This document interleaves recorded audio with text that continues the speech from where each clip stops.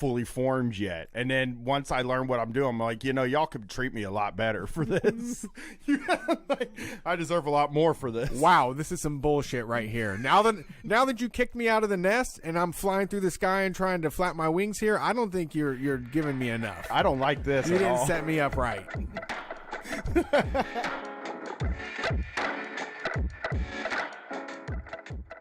Polite It's about just it. not the polite way to have Yeah. sex. That's just I- really one way to have sex that's polite, and it's to say, ma'am, or sir, or non-binary person, would you like to enjoy some making love with me? And then if they answer yes, then you mount that person and you move back and forth politely, and then you kind of finish it up and you say that was great, and then you never mention it again.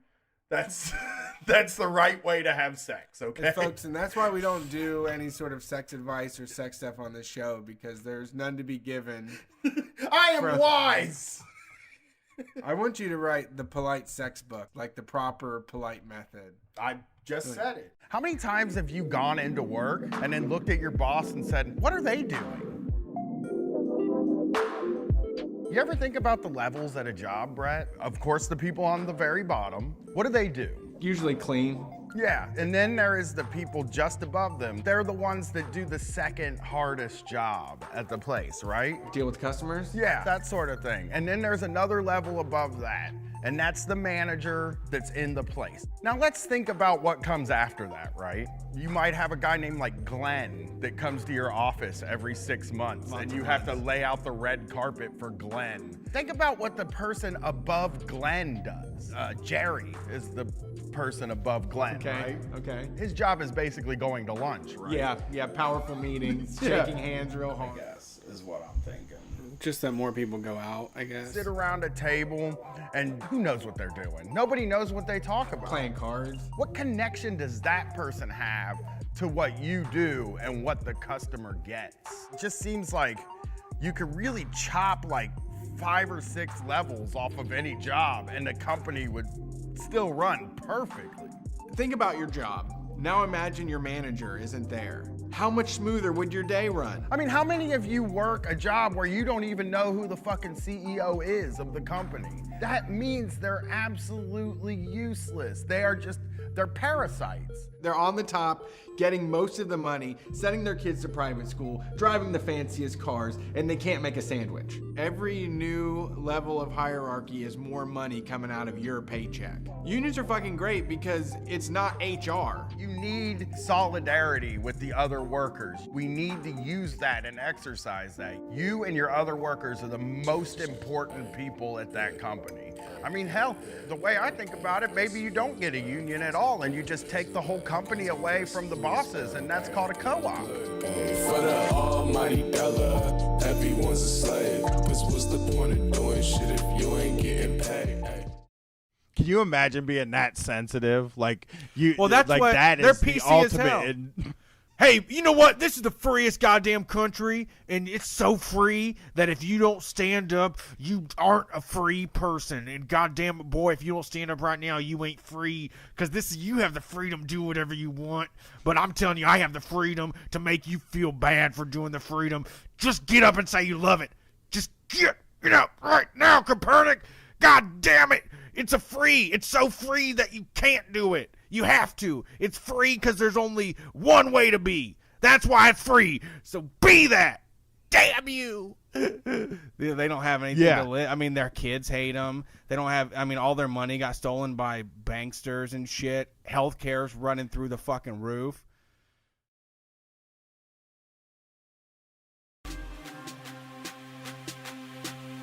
Before we commence expelling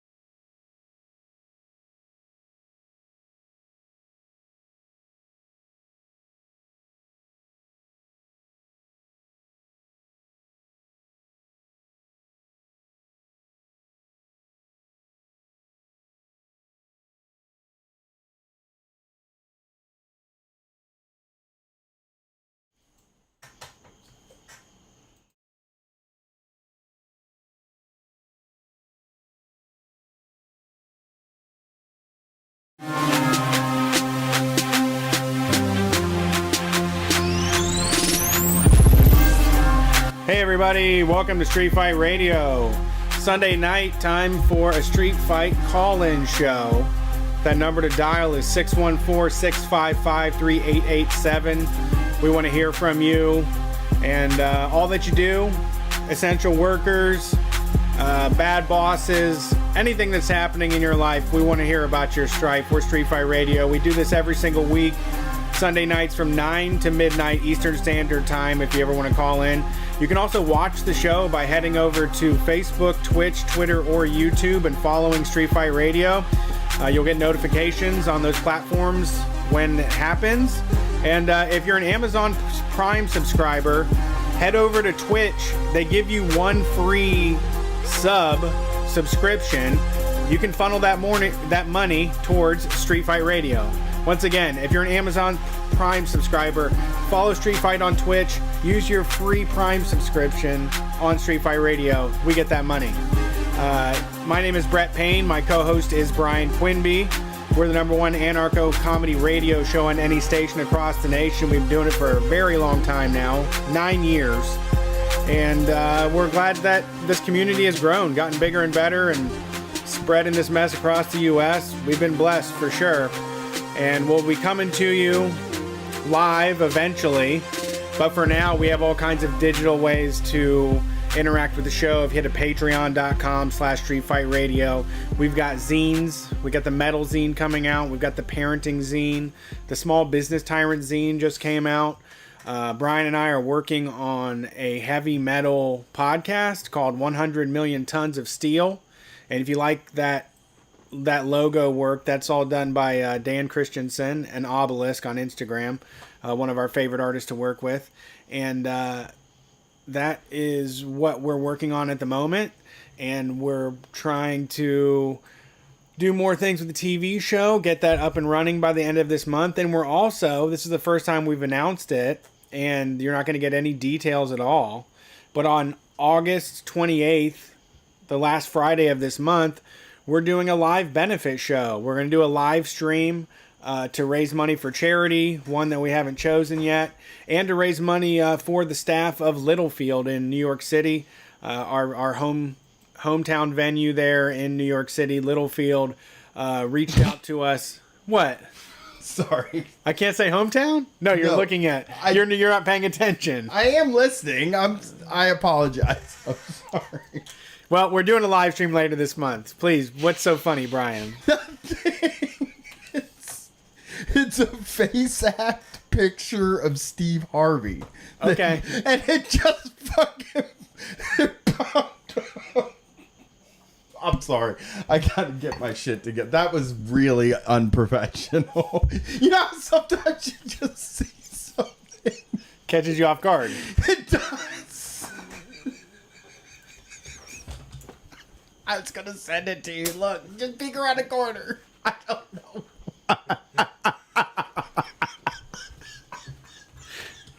It's just Steve Harvey with like they swap his mustache for his eyebrows, and there's no eyebrows in some of them. Okay, I'm done. I'm done. Okay. We'll get that to the listeners. We'll make sure that's it's in the newsletter. Yeah. I'm gonna send it to Jason real quick. Put it on OBS. Okay, I'm gonna full screen this picture. It's Luke is Amazing. I actually did his podcast recently about Star Wars. Okay, I'm going to send a picture through Facebook so everybody can see the picture that I just so rudely fucked the intro to the show up. Because Steve Harvey without eyebrows. Steve Harvey without eyebrows and a mustache is what hit me. It hit me too hard, man. And well, thank you everybody that tuned into the show. We are working on a lot, and glad to take your calls. How's your week been, Brian? Okay. I have had my car's not done yet, which is tough. I'm still waiting for that. And I'm trying to think. Something did happen this week that was a little bit fucked up. Okay. But I'm not like I went for very long walk on Friday, and I saw the people at the bars, wall to wall. Yeah. People at these bars, just they are out there. They're out there doing it, you know. And here's what I think. Now, here's where I'm at. Now, you hang out outside, and Yeah, for sure. you try to. I mean, 6 feet is a thing, you know? Yeah, yeah. But if you're around people that you're friends with and stuff, just be a little further away than you normally would and just hang out outside. Everything's fine. You know what I mean? But fucking holy shit. Why are people Fozzy. going... I saw Chris Jericho's band playing to a packed house. Why were they doing that? Well, like, why do it? He did mention that he was in some states with like less than 1,000 cases, which I think is like... That is kind of, it's different. I think it's, like I said this about Saliva doing Alaska. I do feel like that's slightly different. You know what I mean? Because it's like, there are less cases in some of these lower populated states. Right. That maybe it's a touch safer. Like, I'm not, Columbus, Ohio, not safe. Right? New York, not safe. But I do think there's a tiny bit, a little more safety in North Dakota to maybe gather in larger groups, I guess, is my thing. But not without, like, any sort of precautions. No, place. that's the thing about that Sturgis thing is just like, why? I mean, the thing about Sturgis that really bums me out is, like, how many of those people just don't give a rat's ass about the people who live in Sturgis. Yeah. You know what I mean? That's the thing that's the real bummer. It's just kind of like, you know, people who live in Sturgis probably trying to live in a place where there's less people anyway. You know what I mean? Like, so, yeah. Yeah. Yeah. I had a good day. I've been watching this weekend. I watched the Formula One, the 70th anniversary Grand Prix. I watched the E Grand Prix. That's the electric cars. I thought it was E Entertainment. Dude, the electric cars, it's like kind of like Mario Kart. There is a sensor on the track called the attack zone. And when they show it on camera, it shows like blue arrows, like a booster panel. And if you drive over the booster panel, you unlock like 25 more horsepower. 25 to 50 more horsepower. Okay. That's like F-Zero. It is pretty much. They're getting there, and I want them to do attack stuff. I want them to do like laser tag type stuff where you could have weapons loaded and you could aim and hit a button and shoot missiles and get people to like lose power. I think that's where go they down need, like 5-10 miles an hour. Yes, You that's know where what they I'm need to saying? go. You shoot the guy and it goes down 5-10 miles an hour. That's like Death Race. Yes, A little less deathy. it though. is, but it works, and because all of that can be augmented reality on top of it. Like, all of it can be done on the fly. They can show us missiles as we watch on screen, but, like, the guys driving will just see LED lights, you know? Yeah. I also won $5 on NASCAR DraftKings today. Okay. Third okay. race in, and I'm already making money.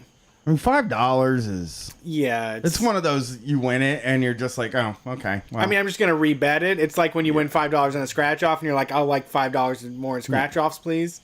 Yeah, I gotta get $40 to like really start going Thinking about nuts walking away? it. Yeah, I go nuts. I'll go nuts about $40. You know, I go nuts for $40. That's Yeah. a great slogan.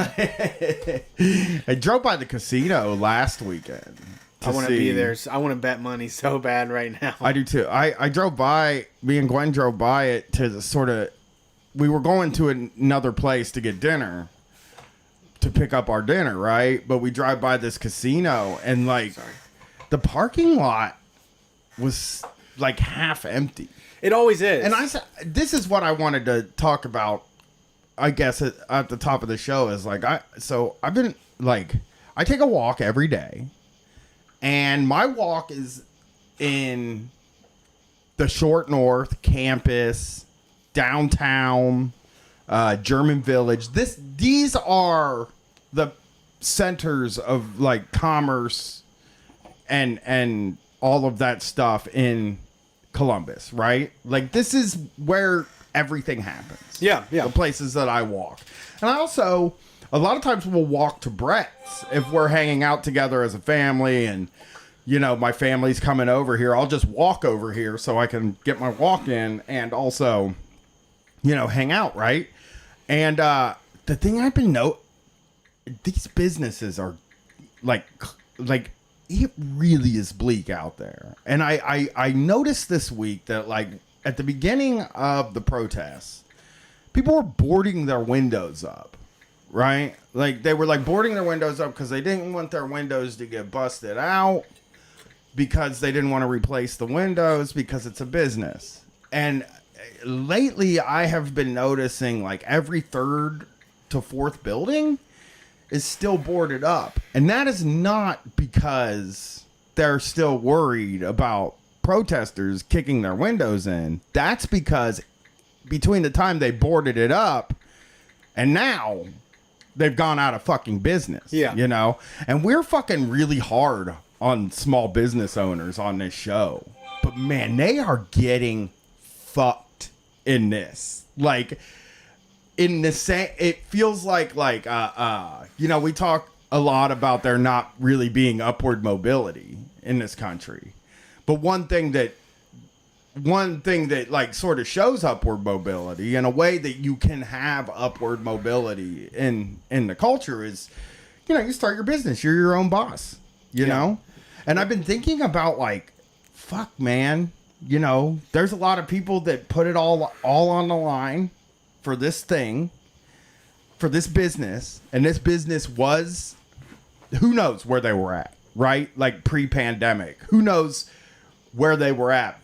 Maybe they were thinking, like, oh, shit's fucked up, we can turn it around sometime this year or something like that.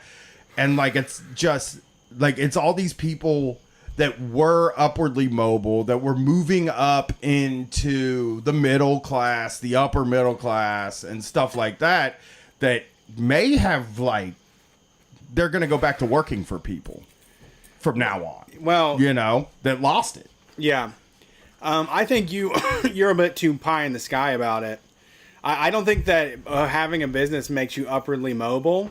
For a lot of these people, it just gives them, it's what we're doing. It gives them a standard of living that's a little bit above, like, asking for a wage, an hourly wage. I just did the show with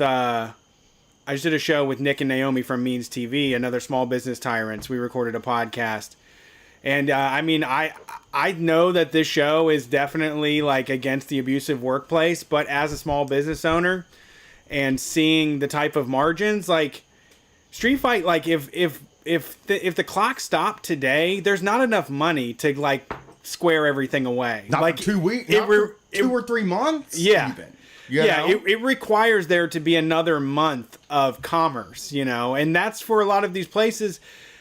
You know, I think that businesses should pay more. I think they should treat their people better. But if you're selling a sandwich for $5, the only way that works is that if it's at max capacity, like, it's a razor thin margin on so much of this shit.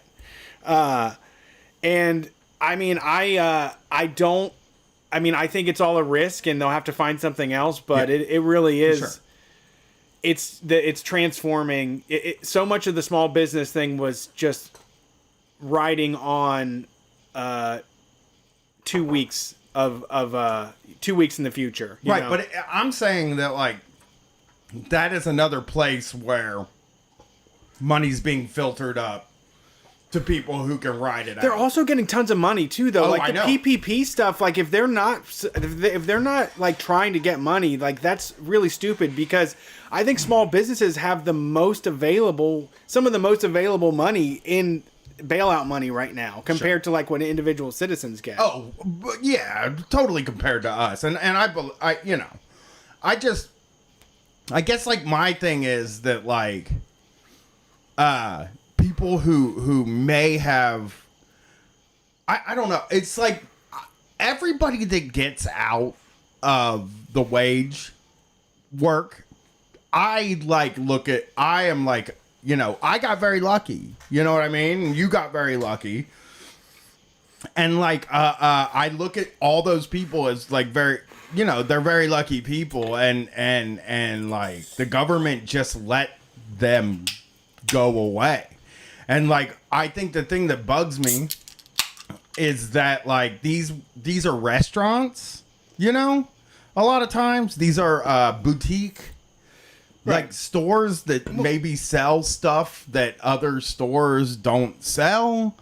And like this is, I see that as culture to your city. You know what I mean? Restaurants that aren't Applebee's are special to me. Okay? Like or a coffee shop that's not Starbucks or Dunkin' Donuts, that's special. That is a thing that you can only get at this one place, right? And like all that stuff, we're like losing some of this stuff that like makes a city special or cool, or makes your life like a little more interesting. But you know what? The world runs on Dunkin', man. We just need more Dunkin' Donuts. That's what we're gonna get. That's what worries me, right? Like that's what worries me in the end is like, so are we just like looking at coming back? Because like I always think about what world we come back to, right?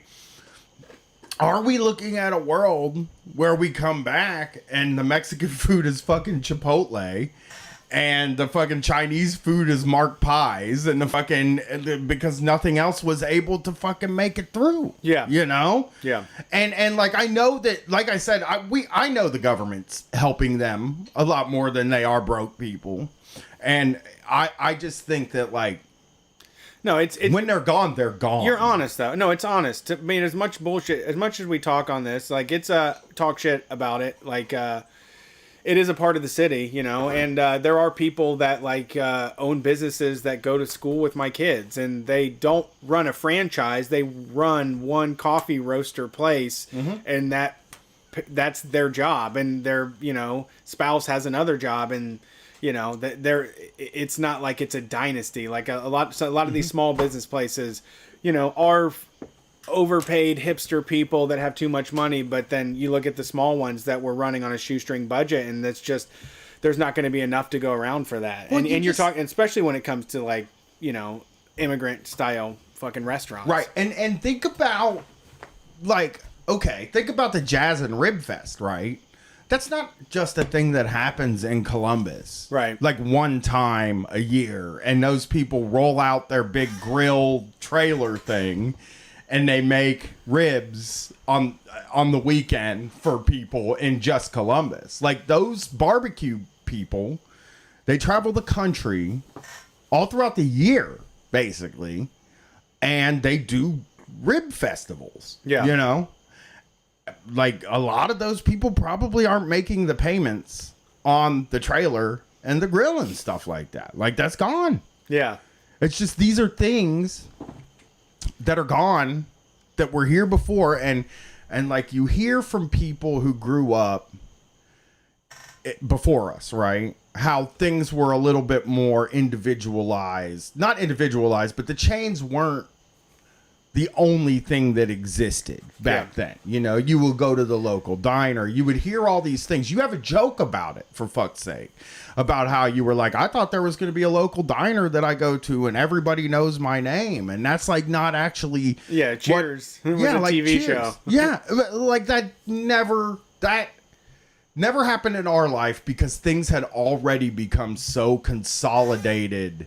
As me and in our lives, things were already super consolidated. I did not live in a fucking world where there was a local diner that you went to where they knew everybody and stuff like that. I mean, obviously, like I have places I go to and they know me, and because I live in the city and I frequent a lot of the same places. Yes, of course. That exists, but like it's not like that for most people. And I also think that is why people say in the suburbs feel such a profound disconnect with the rest of society too. That's why they turn into these like individualized MAGA guys, because fucking when they go out to eat, it's like Carrabba's or Applebee's or fucking the Cheesecake Factory or some shit like that. It isn't, you don't see the owner of the fucking restaurant. Yeah. You know, yeah. when you go to eat there. And I just, it really, it worries me because again, this is also a thing where like I was hanging with some people and they're not like super hip on what me and you do, and they were like, so when are you guys gonna hit the road again? And we're like, we're not. Like, we don't have to. We're not comics. We don't need to do it. We can do it we can pick when it's safe to do it. And I was talking about how like the venues we play can't be open right now. They might be open and doing 25, 35% capacity, right? That's not like a sustainable business model. And it might be very hard to string together 5 dates. Yeah. When we get done. Because think about Portland, a city that we have trouble booking anyway. Because everything's like owned and run by Live Nation. Like, is that the world we're gonna come back to? Is the world we're gonna come back to like the only gigs that happen in cities happen through Live Nation? Is that like what we want? Is that how we want this to turn out? You know? And when we say like stuff about small business getting help, small business like rock bands and comedians and stuff like that, they're not getting fucking shit, dude. And even if they can get it, if you said like, oh, they could get PPP loans. I mean, not really, because most of us don't have a bunch of employees. Like me and you looked into it and we were like, well, we'd end up having to pay it back. We don't have enough fucking employees to use all of that money. It's just a really weird thing to think about the culture that we come back to. Yeah. I guess. Yeah. Yeah. Like, find out. Is it gone? It is. It'll be different. I don't think, like, you're being too fatalistic about it. Yeah. I mean, I think that people maneuver in cool way. I think there'll be a solution to every problem just because that's how people are. I mean, me and you already said even if all the venues come back, we want to do a backyard barbecue show. Yeah, we can do backyard. We can do public park shows. Yeah, we want to do one of those. So, I just saw this thing right before we go to the phones. I just saw this thing from Chicago. These people were like hanging out by the Lake Michigan. It's like a really beautiful place to hang too. I've like walked it and stuff. They were drinking. And the cops fucking came, and they said, "You need to leave. If you want to drink, you need to go to a bar." And it infuriated me so much because me and Katie were talking about open container laws. Yeah. And Jacobin wrote an article about we need to repeal open container laws because the only people that get enforced on are poor people. Yeah. It's all working class and poor people. They're the only ones that get the enforcement, and people got mad at them and were like saying like, oh, so all working class people drink now? Oh, I guess you just don't have any other causes to take up. Oh, fuck that. And shit like that. And it's like, look, there's probably things that Jacobin does that I don't like, but we should definitely right now be repealing open container laws because I think that is a harm reduction. Absolutely. For the bars. Now we got all these people stuffed on patios behind a fence.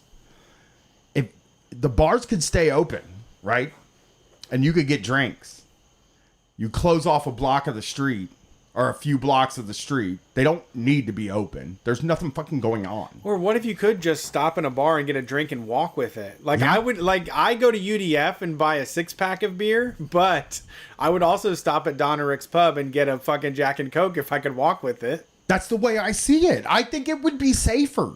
And the bars would get business. Yeah. You know what I'm saying? Yeah, I'm with you. I see it. Yeah. I mean, there are cities. There should, but you're right. It's totally... the only people that ever get charged with that are, poor people. Yeah. It's just homeless people and poor people get charged with it because in my neighborhood, everybody's fucking walking around drinking. Catholic Festival is solo cups filled with, like, fucking jungle juice. Shit. Trick or treat is that. Shit. At the Scioto Mile, which is, you can't get much more public than that. It's a public park. It's state fucking property. There are fucking upper middle class white people there all day drinking boxes of wine. Just sitting between them. Drinking out of a box of wine. Having a picnic. Nothing happened. It's fucking sitting 200 yards from the police station. Getting sloshed. I mean, a box of wine. Yeah. getting It's a lot. You can, yeah. You walk through there and you just look and you're like, oh But- my god. Like, oh, if you have Brooks Brothers on though, you're safe. All right, Exactly. let's Let's jump get on the the calls. line. Yeah, it's time for calls. All right. Thank you for calling Street Fight. Who are we talking to tonight? Hello? Can Howdy. you hear me? Yes. Hey, what's Trey up? Johns. What was that? Hey, I'm Trey Johns. TRAYJOHNS, Trey. What's up, Trey Johns? How are you? I'm alright, man. I'm alright. Getting through this fallout, getting kicked off American Airlines and shit last week, you know? Oh, yeah, you got kicked. Yeah. You're the person that got kicked off of America Online. I got kicked off of that a lot. It's just So what happened? What is the story? Okay, so first I flew from West Palm Beach on American Airlines with a mask on that said fuck 12. And I got to Charlotte, North Carolina. I had a 4-hour fucking layover. I stood in the airport. I went and got coffee. I went and got me some barbecue. You know what I'm saying? And then I got on my plane to go to St. Louis, and then from St. Louis to Marion, Illinois. So as soon as I got on the plane, Airline Karen says, hey, you got to cover that mask up. So I said, okay. She gave me a blue mask. I covered the motherfucker up and sat in my seat. Okay. That was it. I was in row 24, and I was 2 seats from the toilet. Okay, I was all the way in the back. That's So the worst seat. And the plane fills up. I want to say I'm a pre-boarder, so the plane fills all the way the fuck up. right. Okay, and then she's like, she comes back there after the doors closed. They did the little setup thing. The plane is moving, going to the runway, and she says, "Don't let me see that mask again." And I said, "All right, lady, leave me alone." Yeah. So then she said, "Okay, I got you." And then she speed walked to the front, and about 2 seconds later, all you feel the plane says, "Skirt!" And me, the lady next to me, and the white guy next to me, we all look at each other. I said, "No, the fuck, she didn't stop this plane." Oh no. So I mean, Yeah. you Go ahead. like at this point, yeah. Bobby, one of our friends, hooked this up and got you to call in. I'm glad you did. So you get on the plane. You're wearing a mask that says "fuck 12," which. I mean, there's plenty of gross T-shirts that people wear while they're flying. You agree to take it off and cover it up. That's a done deal. Like, I feel like it's over. It's been neutralized at that point. Like, how can there be any more problems? It was. I can literally guarantee you that nobody on that plane saw my mask. My seatmate, he asked me to raise the blue mask up so he could see what she was talking about, and I was in the seat before both of them came. Nobody else saw my mask. And then the first person that came to my row was a lady with a child. I'm a whole grandmother. She had a 4-year-old little black girl, and not only did I keep the mask covered up, I took the mask off. And Karen still came fucking with me. What? I mean, what? When did they come back after you took the? So you took the mask off. I mean, what was it? I mean, I guess it was like she didn't trust you at that point. Like when you said like it's all good. I don't know why she double checked on you. I mean, I have to say I would be very perturbed by that as well because it's like we've already handled this, you know. Right. And that's just it, because I can admit that at most times I'm the most non-compliant motherfucker you can find. But today, I spent extra money to fly out of West Palm Beach. I wasn't missing my damn flight. I'd have threw the mask in the trash if she asked me. I'm the same I way. was just trying to get to where the hell I was going. Sure. I mean, you could turn it inside out. There's a lot of solutions here. There's just no reason to stop the whole plane. So you don't know why, but she felt like it was time to cut the whole flight off and stop everybody. So were you kicked off, or did you have to sit in silence? Like, when did they let you know what was happening next? No, they pulled the plane up. First, a little big white guy, he come over, he said, I'm asking you to get off the plane. I said, why are you asking me to get off the plane? He said, you know why. The pilot is asking you to get off the plane. I said, the pilot ain't even seen me. Why is the pilot asking me to get off the plane? So I told the guy sitting next to me to move out the way.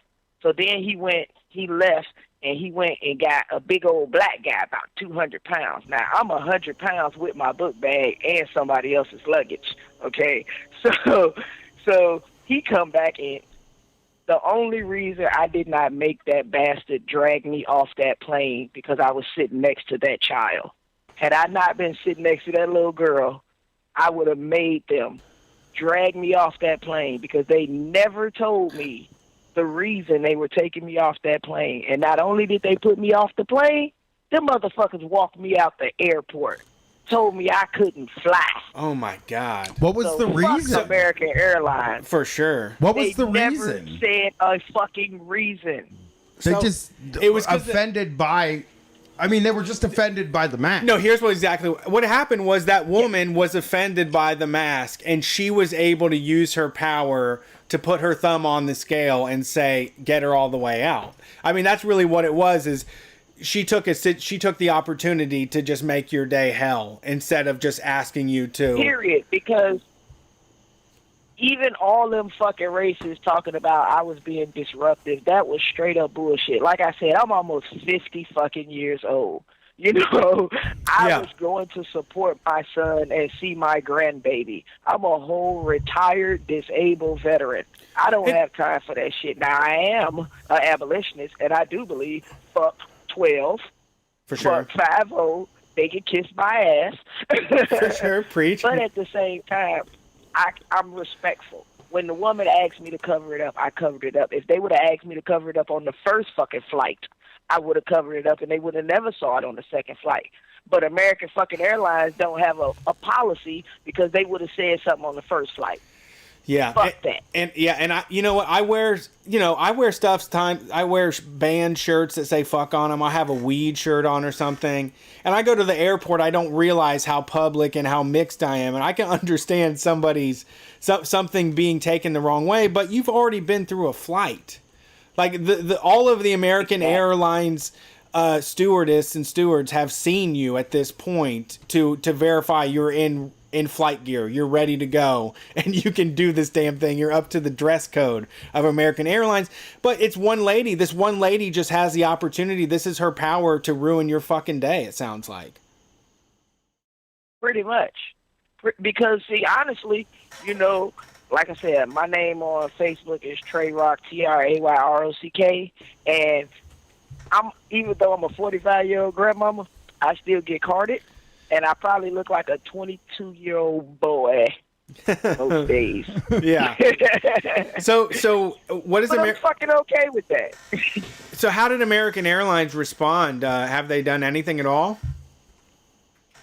They have released a statement that is totally 300% false. They said that even though I initially complied, I became disruptive, and that's why they asked me to get off the plane. Which was just, I mean, the whole thing is Facebook Live. So at what point was I disruptive? Because if I was disruptive, you literally would have saw 100 fucking live videos from other passengers on the plane. No one else on the plane knew what the fuck was going on except the two people sitting with me. Nobody, even the people in the front row couldn't hear what was going on. And this is that Karen decided that, like, you looked at her the wrong way, you did something that was just like, it's over for you. It's totally fucked up because they do this to people. They've done this to people before in the past where they just decide that the shirt's offensive or the hat's offensive and they kick you off. But this was 100%. This is politically motivated. You were kicked off of a plane because they politically didn't like what you were saying. For sure. That's all exactly. It could be. Yeah. And my shirt said Black Lives Matter too. So you know, I was, shit in one hand and clap. So Man, I don't know what to do. I mean, like, did they refund any of your money for any of your flight? They refunded the unused portion of my flight, but they ain't gave me my motherfucking money for the rental car I had to rent and drive 600 goddamn miles to Illinois and then drive to Nashville and take another flight home the next day. You know how much it costs to buy a flight the same fucking day? Oh yeah, no, they got you over a barrel. And that's exactly what I'm thinking. It's like you can refund my flight, but I'm still stuck in a place that isn't my home city. Like what the fuck am I supposed to do here? Exactly. So is there do you have a Venmo or something you could drop for us? Is there a way we could support to help you out with the costs of going through all that bullshit? I doubt American Airlines is going to cover it for you. Definitely. My Venmo is my organization. It's called Fed Fam for Life. I'm gonna drop it. And I got Cash App too. Cause bro, they did bend me over a barrel. Yeah, I'll help you out. So, I was like, yo, y'all petty as fuck. So what's the organization you work with? I'm the co-founder of Fed Fam for Life. We're a non-profit organization. We help people get out of prison. You know, I got locked up 5 days after I graduated from college with my bachelor's degree in pre-law. The feds gave me 13 years for 9 fucking grams. Oof. Less than $450 worth of drugs. Oof. And I served almost 10 years in federal fucking prison. But I became one of the best female jailhouse lawyers in the last 20 years in federal prison. Oh, yeah. And I can say proudly that one of the 3 women that are president let out on clemency in February. You know, Donald Trump signed 3 clemencies. Yeah. One of them was Tynese Hall, and I've been her jailhouse lawyer for 11 years. And I filed her petition for clemency on my fucking cell phone in my car, and Donald Trump signed it, and she got out of prison after 14 years. That's the work I do. That is fucking incredible. incredible. You are an incredible person. And one more thing. If you Google dignity for incarcerated women, I live in West Palm Beach, Florida. We passed dignity for incarcerated women in the state of Florida and the state of Tennessee. They call me two-state Trey, and what that is, it guarantees all women incarcerated free and unlimited access to pads, tampons, soap in 2 states, and the governors passed both of those laws. That's the type of work that I fucking do. And I'm sick of people disregarding and discounting black women. Because we are out here on the ground every fucking day. Absolutely amazing. You're doing incredible work. I appreciate the call. That was wonderful. Please light up that Venmo once again. It was FemFed for Life. I'll take care of you too after we get done with the show here. But what was it? FemFed for Life? Fed Fam, like federal family. Okay. Like Fed, FED, Fam, FAM, the number 4, and Life. Fed Fam for Life. Got it. Wonderful, Trey. Thank you so much. We absolutely appreciate it. I'd love to have you call back again, and I'll send you a message through Bobby so we can get some more, work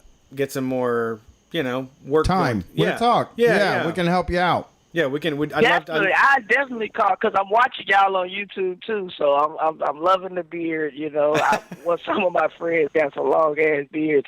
I always like to tell people, don't get it twisted. I was married to a white man for 14 years. Hey, we are trouble, but we'll help you out. And me and my wife love his ass. Thank you so much. You have a good one, Trey. We love you. Have a great night. Thank y'all. Peace. Love you guys too. Thank you. Was great. That was all. You know what's funny about that is me and Gwen were talking about Trey yesterday. What? Yeah. Really? 2 days ago, actually, Friday night when we went out for a walk. Me and Gwen were talking about her. Yeah. Oh, about the story. About the story. Yeah, Yeah. we'd seen the story. We were just having a conversation about it, and I was like shocked when you said that she was calling in because I was like, what? That's crazy. I was talking about the story. Yeah. Yeah, good call. Thank you for calling. That was absolutely wonderful. You know what else I wanted to bring up when we were doing the little pre-stuff for the show?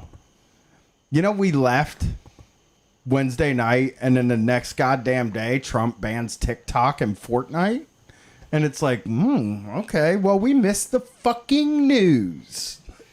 Did you see that? Yeah, I don't think he banned Fortnite, though. He accidentally banned Fortnite. I don't think it's going to stick. For Tencent? You're talking about Tencent? Yes. Their microtransaction platform?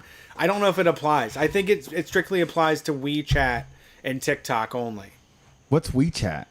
That's how I buy my Chinese bootleg stuff. Uh-oh. I was a little annoyed at Trump for getting rid of WeChat because I have some good connections with Boostmaster Lin over in China that has the best fucking Yeezys and Ultra Boosts. It's a bummer, right? Yeah. Like, oh, these teens are freaking though. Yeah, everybody. Gwen's freaking about TikTok. It's stupid. I don't know, and it seems like it's just like those kind of bold things is what makes people vote for somebody.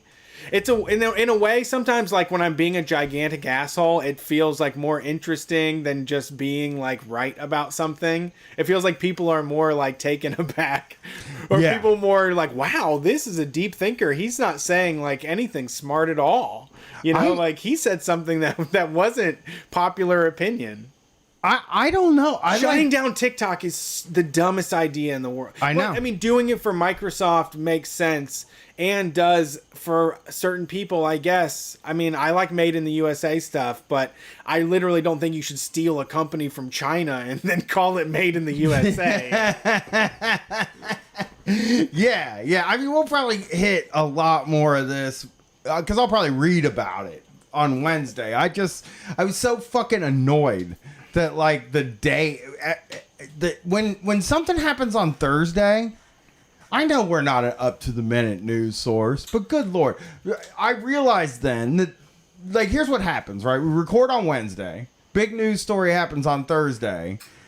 I picture the fucking person downloading the show on Friday and listening to it, and it makes me fucking nuts. These dummies don't even know what's going on. They didn't even talk about fucking TikTok. What? They forget to talk about TikTok. And I know that people understand time and recording and stuff don't you like listen that. to podcasts? I do. You're the listener that you're like speculating I know, about. but when something big happens and the people don't talk about it, You hold it against and them? shit, I do a little bit. I'll stop listening. I'll just be like, nah, you're supposed to be talking about, you know.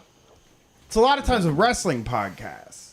You know, some event happens, I saw the results, and then the people are like, we're not going to talk about the results because we haven't watched it yet. I'm like, nah, you're going to listen to a different podcast now. Yeah. You know what I mean? So I do hold it against people. I don't think people hold it against us because I don't even think people see that as like our beat, I guess. You know, that's like a block. That's what Blocked Party does, obviously. But I do want to like cover TikTok. I'm one of the. I'm unafraid to say that I'm over 30 and I like TikTok. I think I've, it's fine. I've performed dances for TikTok, and I think it's a fun place.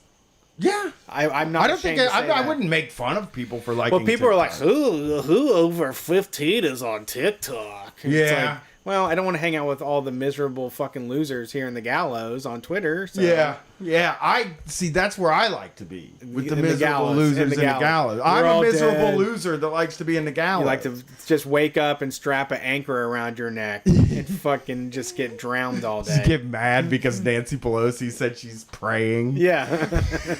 Fuck you, thoughts and prayers. You don't fucking kiss my fucking ass. Yep. Okay?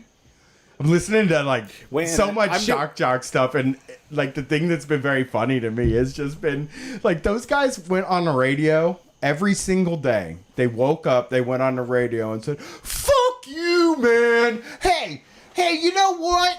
The president wants to have a conversation. Fuck you."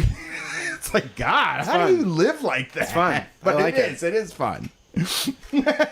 I like saying fuck you. We do fuck you. We say you're a piece of shit. We don't say fuck you. We say you're a piece of shit. Kevin's like, there was a dude, they said, what was your favorite movie this year? And the guy, I was listening to Opie and Anthony. They go, what's your favorite movie this year?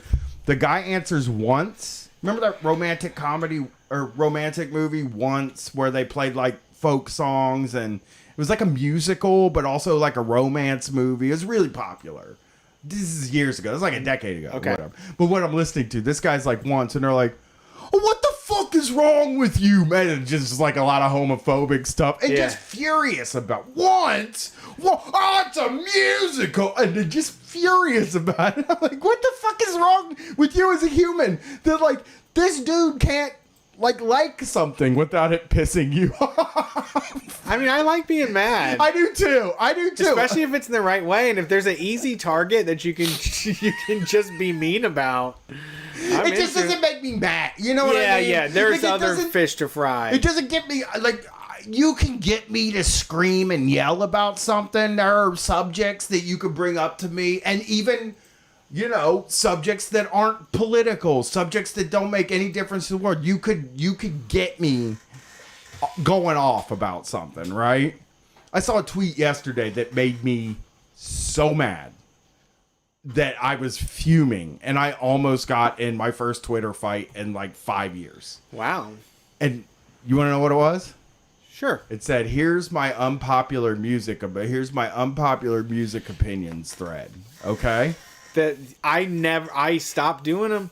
As soon as COVID happened, whenever people said something about my band, I just get away from the computer or the device because I'm going to say something so mean and I can't help it.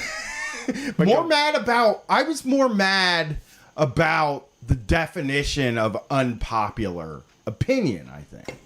Because it's like, I like to read an unpopular musical opinion because I have a bunch of them. And I think they're funny. Okay, interesting. First one, I don't like the band Korn. And I'm like, that's not unpopular. Is that like a really unpopular? That's not unpopular at all. Opinion? Like, is that something that people are ashamed to say that they don't like Korn? You hang around with too many ironic new metal socialists. When I post, yeah, exactly. Because when I post anything and it goes viral and it hits the libs and the conservatives and like just the squares and shit, when it hits them, I get made fun of two things. Korn Mask, they make fun of me for liking Korn. And Sovereign Citizen. Yeah. They always make fun. They're always like, this guy's a fucking sovereign citizen. He likes Korn. And it's like, that's not... Yeah, free thinkers. People's unpopular opinions sometimes just are like... Not unpopular. Yeah, who are you hanging out with that everybody's like, don't fucking dare badmouth Korn. Yeah. My wife badmouths Korn. Yeah. Go ahead and take the next call. All right, Sorry. next call. Thanks for calling Street Fight. Who are we talking to tonight? I gotta run. I'm out. It's you. Yeah. What's up? Yeah. What's up? Who's this? Hey, Fight. How you doing? Hold on. I think we're getting pranked right now. Hey, this is Michael. Hey, Michael. From, what's Seattle. up? You there? Hey, what's going on, Michael? Oh, not much. I heard you guys talking about Sturgis and a little bit of FOMO you're having for it. It's not FOMO. It's not FOMO. I want to be clear. Sorry? It's not FOMO. It's jealousy. Okay. I have jealousy for it. Do not feel jealous, man. I'm in Seattle here, and I'm in the live entertainment community, so a lot of people go to Sturgis to go set up all those concerts, in the before times. And, it's a horrible organization. And just looking at the video I saw of what's going on there, I saw someone doing a cover of the Fresh Prince of Bel-Air soundtrack in a tent. And when you have a lot of people in a concert tent, all dancing and breathing, and singing having the a good song. time, Everybody knows all the words. Every singing word. the song. Yeah, the condensation of all that sweat will collect on the top of that tent and rain down on you. Holy in your shit. mouth and in your eye. Oh yeah.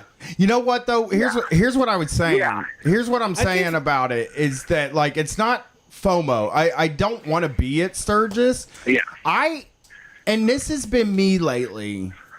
I have a real envy, jealousy. It makes me mad that that I'm not a person that doesn't give a shit. Does that make sense? Yeah, but you'd be one of the people that you talk totally. shit about It's constantly. like you wish you weren't smart enough to know you're putting yourself in danger, right? Yeah, Exactly. It feels really fun to ride a motorcycle without a helmet on, feeling the wind in your hair, but the moment you think about it for a second, you know that's crazy dangerous and stuff, right? Yeah. No, yeah. I think without a helmet is better because you don't want to like half survive a motorcycle accident. Like I just want to be done with it if I mess up. Right. Yeah, it's my thing about it is like, because somebody, I don't remember who I was talking to. Oh, I was talking to somebody the other day. Allison Metzger online posted something about like, Yeah.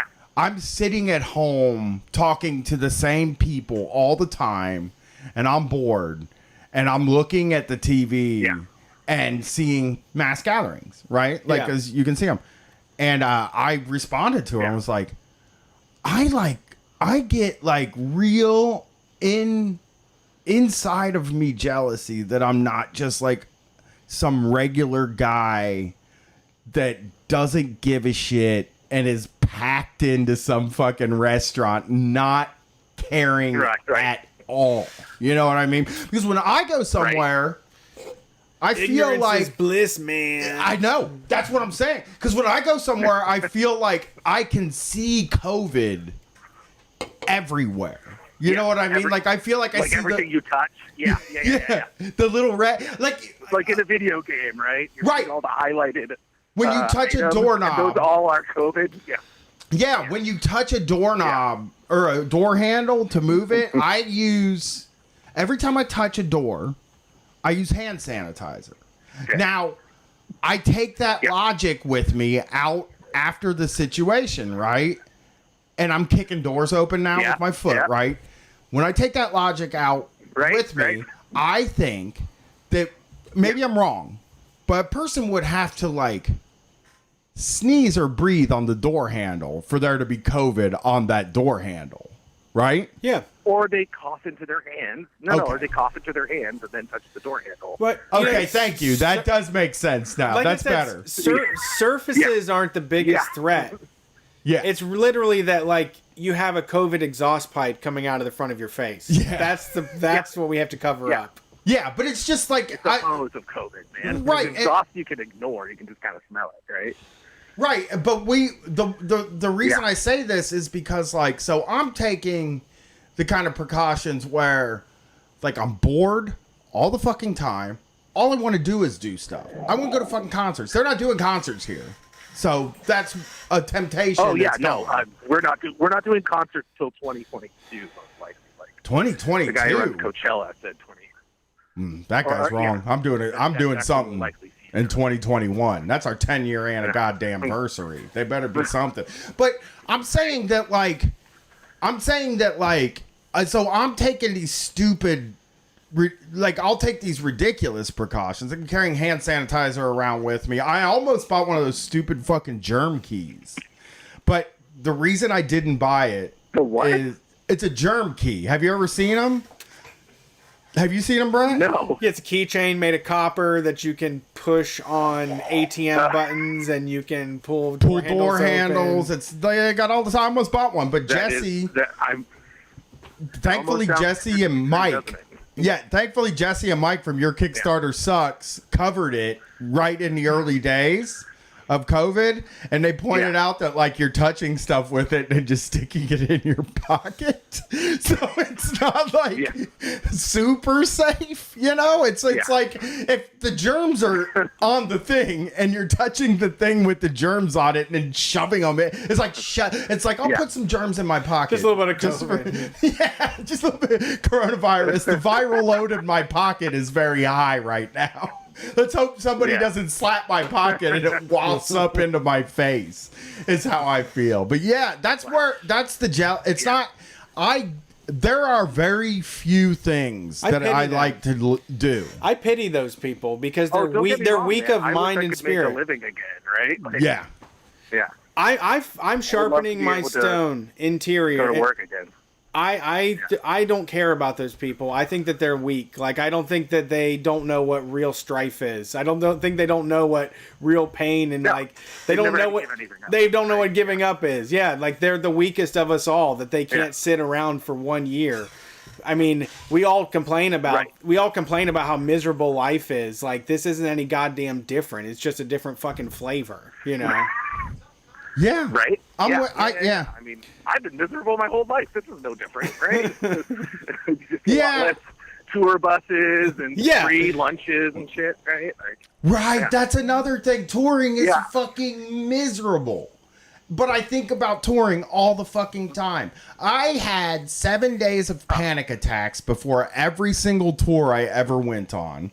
The first part of the travel Yeah. was the most miserable I've ever been in. The part where you're flying somewhere or you're driving 6 hours to get to the first date.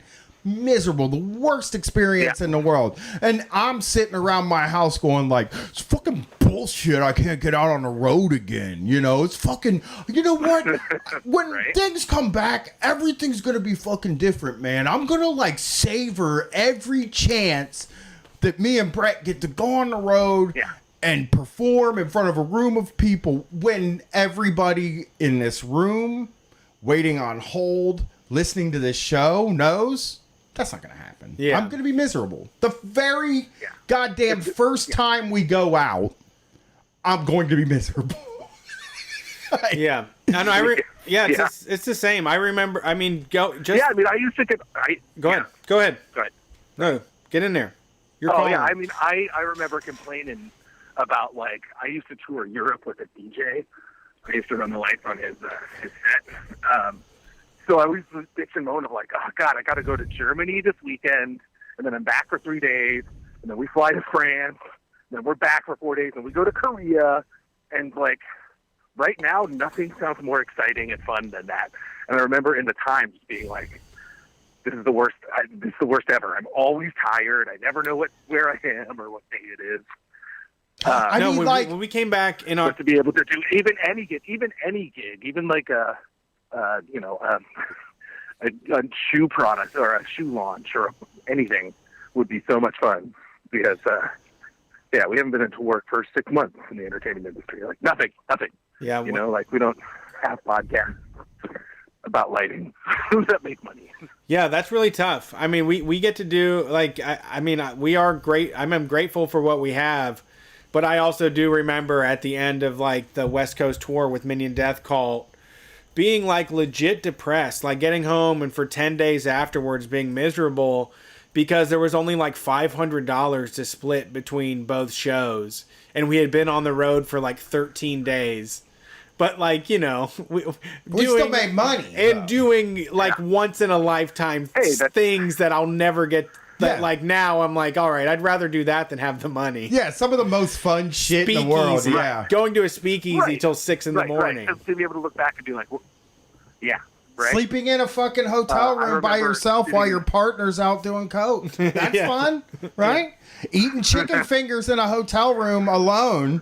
And like texting your wife while your partner's out having once in a lifetime experiences, I wouldn't trade that for the world. Or like what about like ordering? There's nothing better than chicken fingers brought to you, hot to go. Come on. Brian ordered like chicken. Brian wasted like $38 on chicken fingers in New York one time. It was just like those were fucking terrible, and I was like, I can't believe it cost it. I can't believe we wasted like a fucking half week's of produce on that. And fucking that still makes me mad to this day. To this day, New York. That's one of the reasons I hate New York a little bit. Those chicken tenders. 18. There's nothing worse than spending too much money on mediocre food. 6 fucking chicken tenders for fucking $38, and the fries were cold, and they were all under a heat lamp. It was such an only in New York. Only in New York. We pay $38 for reheated chicken tenders. $6 a tendy. Yeah. What? So, yeah. Well, I mean, they're looking at 2022 because I talked to somebody who does. I talked to somebody who knows some bookers, booking agents, and the example I was given was Mastodon is looking to do March 2021. Like they are. Mastodon's booking dates spring 2021. That's a lot of the rumors I'm hearing too in the like mid-grade Mastodon, size markets. But the way the economy works on that stuff is those bands don't take a cut of the door. They generally get a guarantee So like we'll play Portland, and it will be, I'm just making this number up, like $15,000, regardless Dude. of the size of your room. And then the next city we play $15,000, and so on and so forth. Yeah, Right. man. But imagine So just until if they open we up could with like, bring- I think that someone's trying to kill me. Like if they open with Blood and Thunder, it's all worth it. Oh, it'd be great. Yeah. But to be able to string together enough dates where you can get that guarantee, and that guarantee is based off of full houses, right? Just like you were talking with selling $5 sandwiches. Like a 20% drop in attendance means your show doesn't make money, right? And then the promoters are out, and the promoters are the ones who, like, you know, run the whole industry. Yeah. You know, they promote and book. Yeah. So until bands can, you know, and then it's not even just looking at like putting 5 dates together. You've got to put together 20 dates to make stuff make sense. Yeah. You know? Yeah. Yeah, and there's regulations on how long buses can drive, semi-tractors can drive with your stuff. You know, there's like the logistic end of it means that if your room isn't full, you're not making money, right? Yeah. Well, but I mean, if we And I if we just don't see that. transition to a haves and have-not society, there is an ultra rich that could pay. If you just pay if you like just they pay would 4 love times as much. $750 to get front row at Mastodon with nobody running into you. Yeah. 4 ticket minimum, right? Yes, yeah, and they could do easy pay. They could do, you know, all of that stuff is already set up through the festival stuff. Like you just pay over several months. You'd pay $100 a month for 9 months to see one concert a year. Yeah. Yeah, I don't know. It makes me worried about, just like you were talking about sandwiches again, about how crisis is just going to consolidate the marketplace, not only in, you know, food and drink, but in entertainment too, right? Like there's only 2 companies right now, 2 large players in the United States that book and promote concerts. It's AEG and Live Nation. And like, if one of those goes down, now there's only one company that will do that. Well, at least there's You know, 2 now, because when I was growing up, there was 1, right? It was like, I No, thought no, it was there used to be like tons. It used to be totally regional. Like Ohio, the Ohio area would have one. Like Portland, Seattle had Belkin, one. baby. Wrestling used to be the same. Yeah. Just like grocery stores and diners used to be the same, right? Like, We're losing our we have that regionalism. regionality. I missed that. Yeah. The guy who runs Coachella was saying 2022. He doesn't think there's going to be one next year, and that might just be because they're in California. But like, if you can't put California into the marketplace, the market doesn't exist, right? It's like diesel cars in the 90s. I also think it's enough of Anyway, a time to say, like, you need to figure out something to do for the next 18 months. You know, like, you're going to have to find something besides what you thought was going to be your moneymaker as far as touring goes or live entertainment, you know? Yeah. I mean, sadly, that's moving a lot to streaming stuff. And in studio situations, there's just not the amount of work needed, you know? Right. You don't need 150 stagehands to come in and unload 2 Sprinter vans. But you need that for, you know, 10 to 20 semi-trucks. Yeah. Yeah. Anyway, it's hard. I'm eating up a lot of time thinking about the entertainment industry. But, Well, thanks for I calling. should go so other people can get on. No, Thank you for calling. Yeah, It was thanks for fun. having me. Yeah, you're too nice. Gave us something to talk Do you have a about. Twitter or anything? Do you have anything people should follow? Oh, I'm a middle-aged white guy. I don't need any promotion. Okay. Like, I'm fine. Oh, we're going to cut your I call. appreciate it. Only the live people Yeah. hear that call. We're going to cut you from the Okay. podcast to make things more equal. That's good idea. Good That's idea. reasonable. Yeah. Yeah, that's equitable. Perfect. Have a good night. Some good things, you know, I'm military. You too. Bye. Have a good one. Yeah, man. That Sturgis thing is wild. I think we might have somebody that is in Sturgis calling tonight. Ooh, that would be great. I would love to hear from that. If you give me their information, I'll get them to the front. But I want to respond and say that, like, on the west side, I found out there's a lemonade stand that also sells vegan burgers and vegan hot dogs right now. Probably not on the books, but, like, I think that people are going to be selling shit regardless of what like is legal. You know, I think that's where we're heading. Is probably to a more home chef type atmosphere. People working from their houses, more food truck type stuff, I guess, with food, in my I like opinion. that. I do like that. I think that like this idea that all of that goes away is stupid because it's like built into humanity. There's those of us that like have good food and can make good food will share it and spread it and be rewarded for it in some sort of way. And charge like $20 more than it costs to make. Really? Well, the tipping, it just sucks because like early COVID tipping was like so high, and I've kept it up, but I worry that other people are. I've noticed a lot of people are actually back to normal old 10% tipping on a pickup. 10% on a pickup? I'm 30. That was pre-COVID. I'm 30. Oh my God. I looked at the tip on our groceries today, and I was like, man, I should start delivering groceries. Yeah. Yeah, you're tossing $30 out there. That's a good tip. Yeah, that's a great tip. Yeah. I'm proud of my wife. Next call.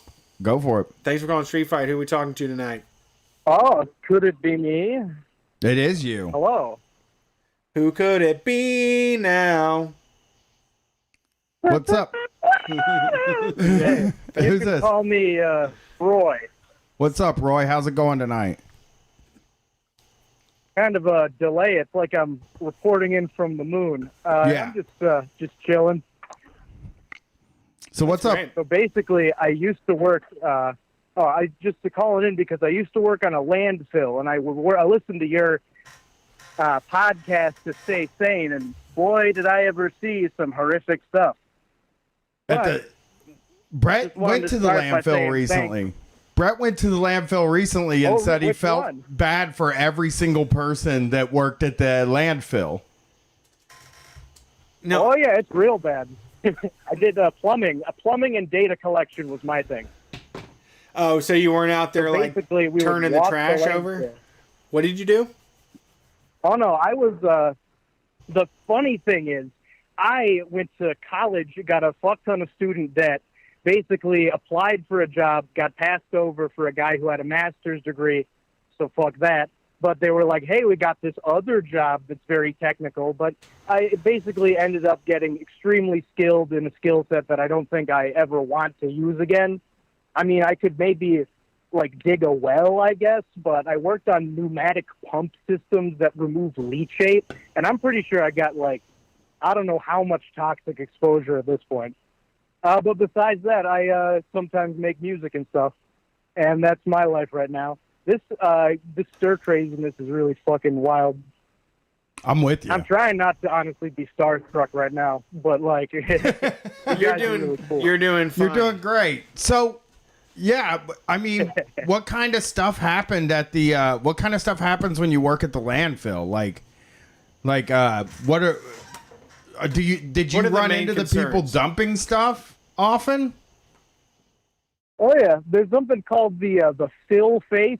When I first heard it, I thought they said filth face because that's what it basically is. It's a area where all the trucks line up, they dump all the stuff, and then we got the really big trucks, the 6-wheelers that drive in with like clay, mulch, that kind of stuff. My main thing was that every few hundred or so feet, there would be these PVC pipes sticking out of the ground that relieve the air pressure that's like, or the gas pressure from the subterranean zone. Because essentially the trash, like it is decomposing, but because there's so little oxygen down there, it's happening very slowly. But these bacteria are having like a nonstop dance party for like decades, pumping out methane, sulfides, various VOCs.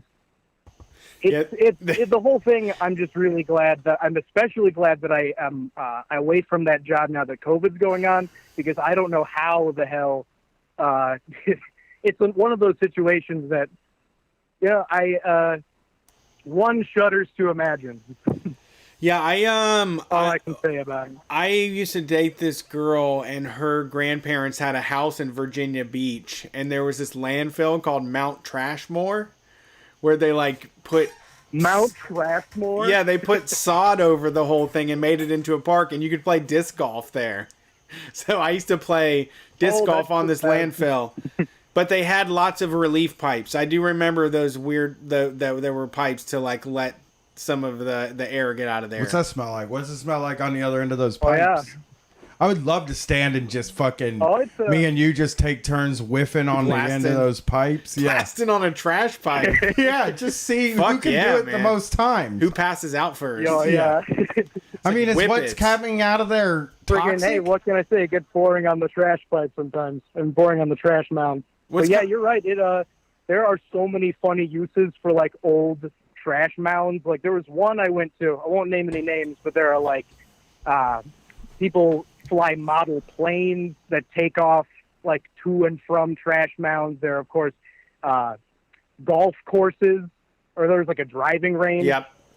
Anyway, I won't give away too much lest I incriminate myself. But Actually, I've been away from. Yeah, my wife worked at a golf course. well, I was just gonna say. Landfill, and it's what, a it was at a public trash golf golf course. course?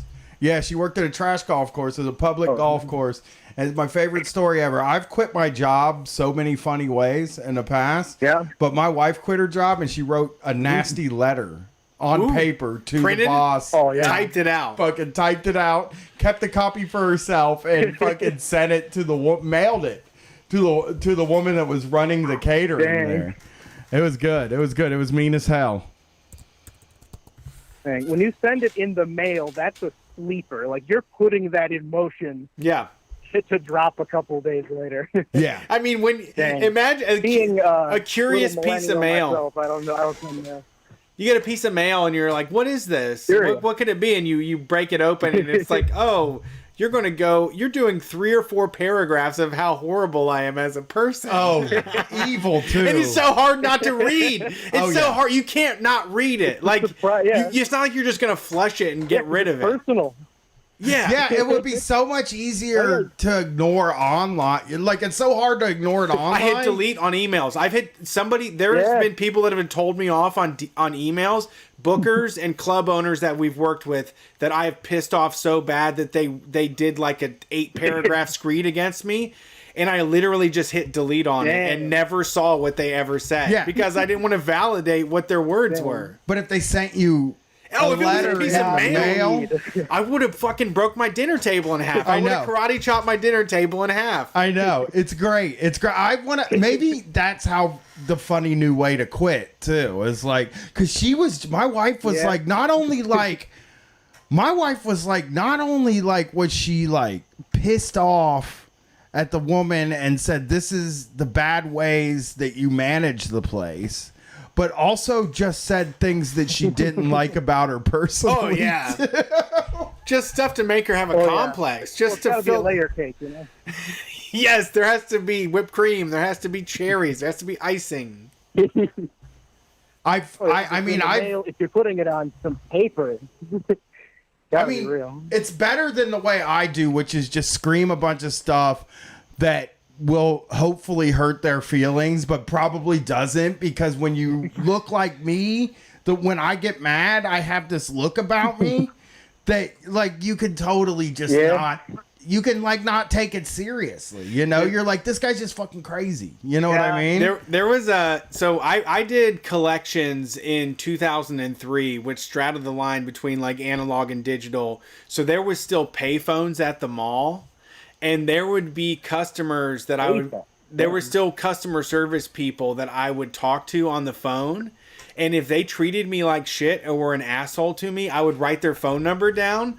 And like every time we went to go see a movie, I'd just walk right up to the payphone, dial their number, they would answer, and I would just scream as loud as I could and say, hang it up. For months on end, I would do it. You know what's funny about that? You know, That is information warfare. that jogged a memory that I have that is like a little different, but like we used to hang out at this dude's house and smoke. His parents would let us smoke bongs in his bedroom, like even hooked up ventilation Holy to hell, man. knock the weed out for him and everything. We could smoke cigarettes in there. It was great. And we would just hang out and sit on his waterbed and watch wrestling and stuff like that. But anytime there was a telethon on TV where they were raising money, we would call And when they would put the camera on the people that were answering the phones, we would just scream as loud as we could into the phone and then find the person that answered our call. And it was like the greatest prank that I think I ever did because you got to see the other side of the prank call. Right. We never said any, like, I know you won't believe this. We never said anything mean or hurtful. We literally just screamed as loud as we could. Just a startle, right? Yeah, and as high pitched so that we could then see them go like this. They just yank it, they just yank it away from their head. Yeah, it was funny. It was great. So it's like you're hitting them with a giant sonar ping. Is that what I'm hearing? Yeah, it was great. It was so funny. It's so funny to see people reacting to you on TV. I got to tell you. There's nothing better than seeing people react to you. And you know you did it. Oh, yeah, you did it. You for sure did it. Yeah. Yeah, well, thanks for calling in. It was very fun, and Of course. I hope you have a good real evening. Quick, is it okay if I plug my Bandcamp? Hell yeah, it My is. little baby music project. You're gonna love this. QRSTUVWXYZ.bandcamp. Okay. QRSTUVWXYZ. Pronounced Queerstoof with these. Okay. But you can call me Roy. It's And, very it was hard. such a pleasure talking to you both. Thank you. It's so hard for me to hear Yeah. those letters in a row without putting the "and" in it. You know what I'm saying? With the Z. Yeah. QRSTUVWXY and Z. I can't not do "and." Yeah. I'm a sicko. God. No, and is part of the alphabet. God, prank It's calling ampersand. was so goddamn fun, bro. Prank calling? Oh, God. Dude, one of the simplest prank callings we used to do was we would call the grocery store and we would say, "Hey, do you have apple butter?" And it was something that most of them had, but they didn't know. And so they would run all the way, because in this time, the person that answered the phone had to just run and look at the shelf. And they would come back and they would say, "We have apple butter." And then I would say, "Do you have ass butter?" And then it was over. They would either get mad or they would laugh with us, or we just wasted somebody's time. That's what we did at the hardware store. Like, so we would call this hardware store and say, "Do you have hex nuts?" And when they said yes, we'd say, "Where do you buy your underwear?" Which actually doesn't even like make sense at all. Yeah, there's like no, so you're not hitting like on me. Yeah, it's like an odd joke because like it doesn't matter what your nuts are shaped. You're gonna buy Yeah. your underwear at the same place. Well, actually, I think podcasting proved that people need underwear designed for nut sacks. Okay. Right? Those companies all are like designed around having special ball sack stuff. Okay, yeah, I didn't know that. But Podcasts are making money off of it. But then the next thing that happened was we started to prank Big Lots. But like it was the least creative thing in the world. We would call and be like, "Hey, do you guys sell cheap shit that breaks all the time?" Yeah, that's fun. On the phone? That's and they funny. would just like hang up immediately. Yeah. There's no funniness to it at all. You gotta wrangle them in. There has to be a little bit of bait on the hook. Yeah, We you used got to to- get into a conversation before. Like the Jerky Boys had come out after this, right? So we didn't really ever hear a prank no call. guidance. Yeah, because we never heard the bar one, right? The Reds bar. Yeah, son of a bitch. You know what I mean? Yeah, I'll come down there and I'll. We had never heard that yet. Uh-huh. And like the Jerky Boys came out, and then it was like, oh yeah, a funny prank call keeps them on the phone for a few minutes. Yeah. But again, still, we never even did that because, like, I think I'm a funny guy now, but I wasn't like creative at the time. Sure. Where it was like You were a couldn't come child. up- You were a Yeah. child. You're not expected to be. I couldn't come up with a bit. You know what I mean? Yeah, I you wish should- I would have come up with a bit though. Would have been very funny. There's a time when you're a minor and you can do some really creative prank calling, but then you become an adult and then you can go to jail for it and shit, and it's like you can't do it anymore. Yeah. Would you do them if it was legal still to do I on the would radio? love- Would you do that as part of the Only show? if you promise to stay the night at my house. Okay. Like if me and you and a couple of our friends are staying up all night and we're drinking, I would do some prank calls. Because there's nothing better to do than prank call at that point. Yeah. We used to always call this place and ask about truck washing. I don't know why we thought it was funny, because my buddy would just always say, I need my truck washed. And they're like, okay. And they're like, how do I get my truck washed? And they're like, well, I mean, you need to bring it down. He would just Not say, a joke. He Just just not kept even a saying, I need joke. my truck washed. Yeah. See how long they would go until they hung up. But it's funny to do the circular talking. You got I do to. like that. All right. And also, you got to remember soundboards came out. So there was still... Dylan. You could still do, Arnold Schwarzenegger soundboards by the time I was graduating high school. Dylan. I had an apartment to myself, and I could hook up a soundboard to the telephone and make any call I wanted. So. I was so fucking lazy because I never did the soundboard calls or anything. But I was older than you. Yeah, I have 5 years on you, so Yes. the soundboards came out, and I was probably like 25. Yeah, like if I you were- was. Yeah, I was 25. I was 1 year away from getting Katie pregnant. It's like as a drug addict, it's just like I couldn't drink yet when I was doing it. I was still having someone else. I was paying a premium for beer for someone else to buy it for me. Yeah. All right, yeah. next call. Then we're gonna take a break. Thanks for calling Street Fight. Who are we talking to tonight? Oh man, this is perfect timing. I just walked back into my house. Cool. Oh, we planned that actually. We're watching you. Yep. Yeah, no, this is Danny from Brooklyn, the bike messenger, and I literally just got back from delivering food via the app. Okay. Ooh, what kind of food? What you delivering?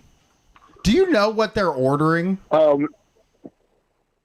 What people are ordering currently? Yeah. What I'm saying is, like, when you get an order, do you know what's in the order? Did they say a couple fettuccinis and a shrimp scampi? Or do you just know it costs this much and I got to drop it off? Okay, so I will get the information from the, like, where the location of the restaurant is and how far it is and all that stuff. But when you're first getting the prompt that says, do you want to accept this order, it does not say what exactly is in there. But, like, you know, depending on the place that you're going to, you can kind of make some educated guesses. Right. So obviously there's like this place called King's Imperial Chinese Food in Brooklyn, and you know, whenever I get an order from there, I can like reasonably expect like to be carrying like, you know, a medium to small grocery bag full of food, you know? Yeah. But like maybe every once in a while somebody will like order like 12 things and it'll be a lot of food. Yeah, because I have a thing where it's like when people drop my food off, I think they're making fun of like my order. You know, like just in the car. They're not like, maybe they text their friend like they have this. a podcast. Not they a call it dipshits that order from Grubhub, the podcast. Yeah, It's and number they're one on iTunes. They're just like, this guy fucking ordered 3 large fries for one hamburger. He didn't even get a combo. I know. This guy never orders drinks. There are some weird. There's some weird orders that people do. Like there was this bakery. It's called like Levane Bakery, you know, in Williamsburg, and I'll get order offers from there, and they'll be like, it's like, oh, do you want to do this delivery? The proposed amount you'll probably earn is $6, so it's only like a $1 tip, and I'm just like, no, I'm not. I'm declining this order because you're ordering like pastries that are going to like some fancy place in like the middle of Brooklyn, and you're only tipping $1. And like, I get what you're doing. Like, it makes sense to tip $1 if you are coming into the bakery. You just, you know, put it in the little like tip jar and whatever. But it's just like, I can't. No way. I'm not doing that. Yeah. Like, and I just immediately get rid of those orders. I'm not getting off the couch for $6 fucking. Absolutely. I'd wipe my ass with $6. Yeah. I mean, I was so... The thing about it is, like, I was so nervous about getting in trouble for canceling when I did Lyft, because there were times where I was like, I want to cancel this because, like, there's no fucking reason to drive somebody 2 blocks. I get $4. It's like a waste of my time, you know? Yeah, you have to get all the way there. Yeah. You're going to spend twice the amount of time getting to their side of town to drive them a half mile. But you get in trouble for canceling on people. Like, I only canceled once the whole time. It was because I fucking rear-ended somebody. Or no, I got rear-ended. I did not. But, like, that was the only time I did. So, But I'm sorry I derailed you there. What's going on tonight? Oh, I was curious. I wanted to ask Brett this. I think he might be able. He might have some theories on this. Do you think that Max Verstappen is just kind of dumb and young and really good at driving an F1 car, and that's why he didn't kneel when they first started doing racing again? Or do you think he's actually racist? There's been a few guys in F1 that didn't kneel that like kind of bum me out. And they all get this kind of blanket thing where they get to say like, oh, in my country, kneeling means a different thing, or it would affect somebody else in different ways. I have to say it's all a cop out. I really think it's just an opportunity to say, I'm worried about the backlash. I'm worried about making like racists mad in a way.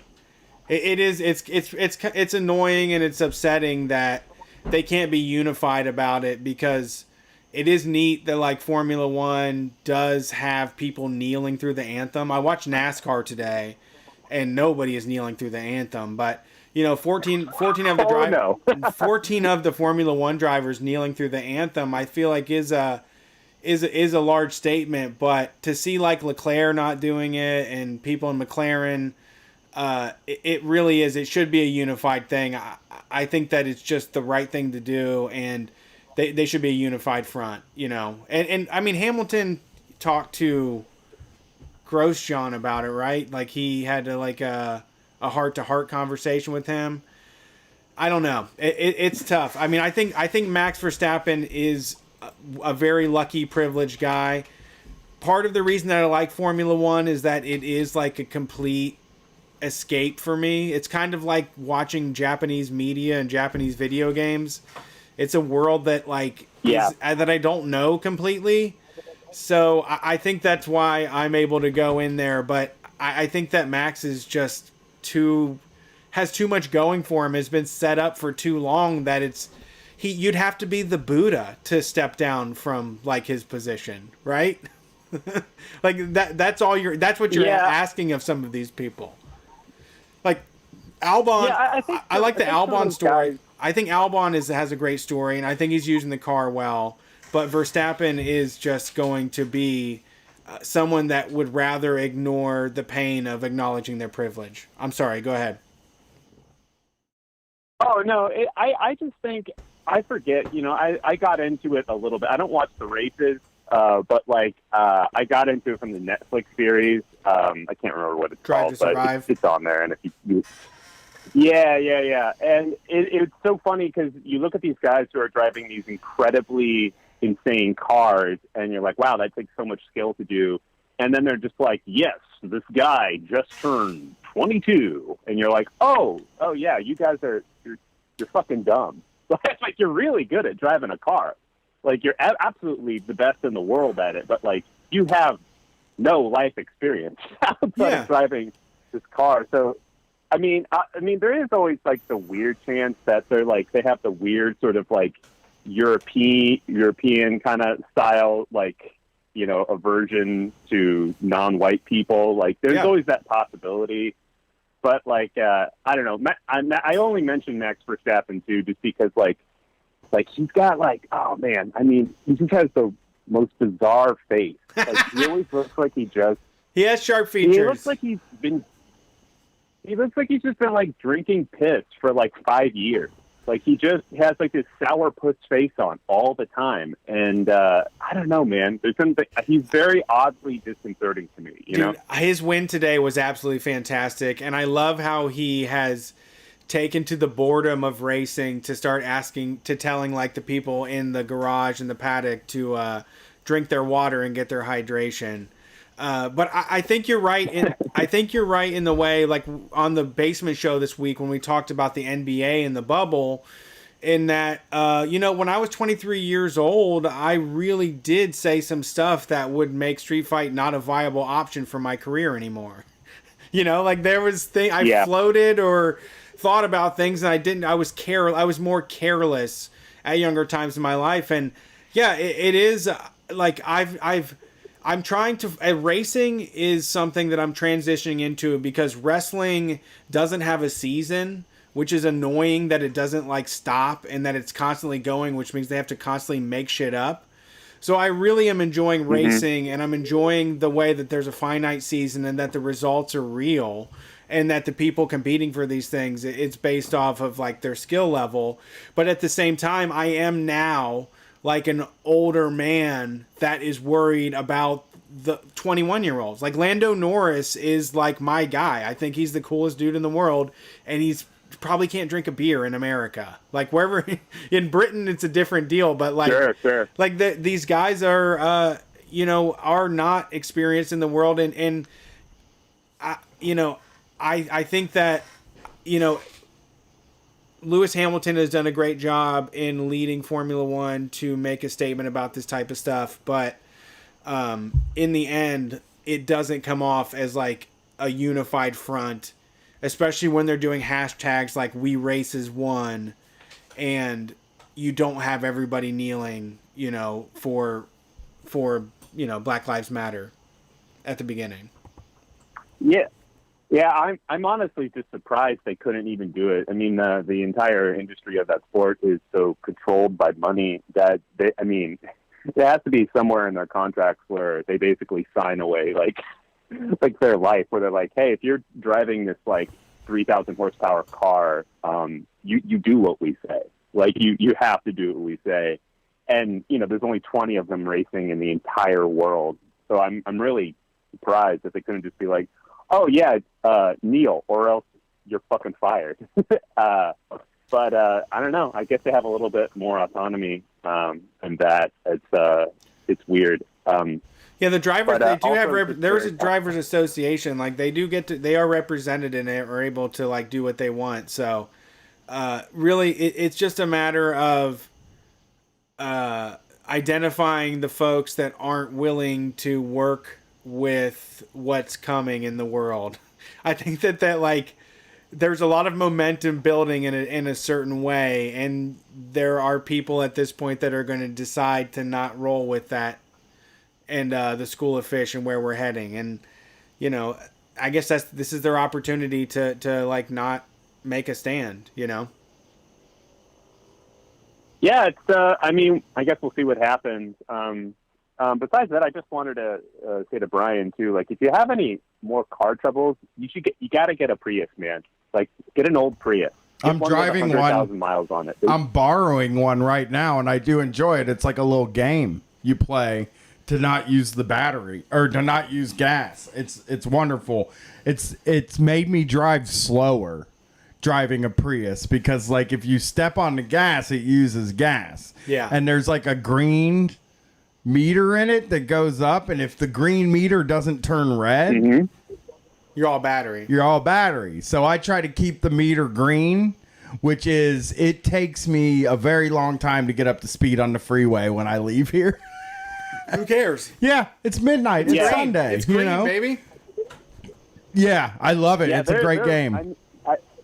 It's a good game. I like. I watch a lot of like car YouTube stuff, and there's this guy I watch who calls himself the Car Wizard, and basically every time he gets an opportunity, he's like this guy from Kansas, so he has this really odd kind of like accent where I'll just be like, he's a car garage owner, and I'll just be like, I can't explain this to you guys enough that you have to buy a Toyota.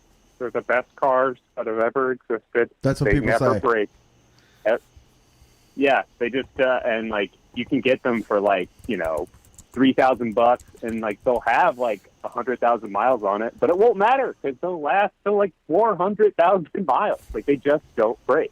Yeah, it would be nice. I mean, I think that like at some point I'm gonna try to go hybrid or electric. Like I do like the idea of it. It just is so expensive, The cars actually are expensive. Not used.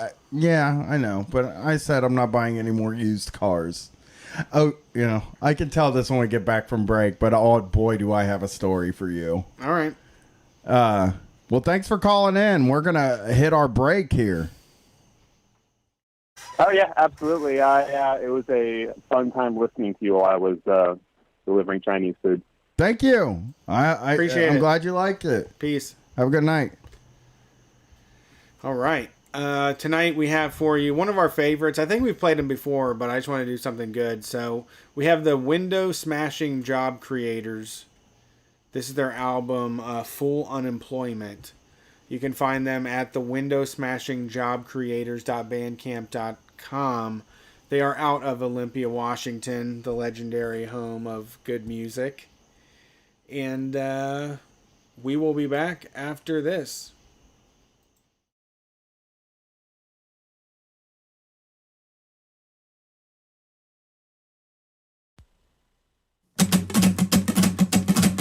One, two, three, four.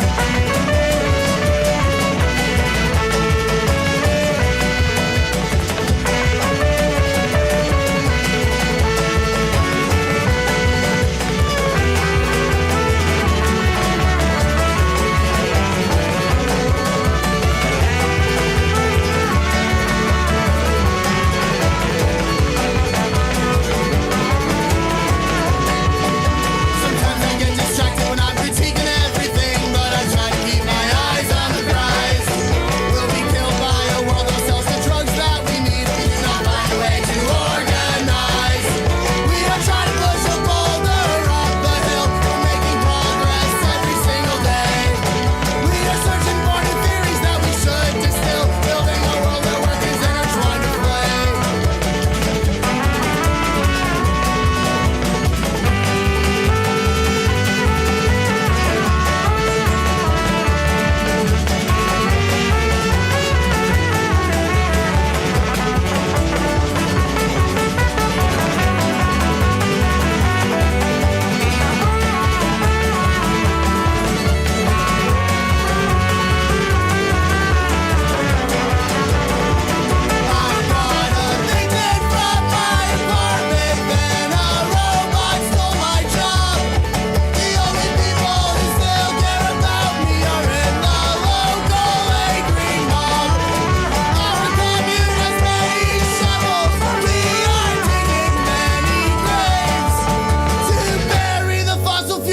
Industry and free the world that we have made. Hey!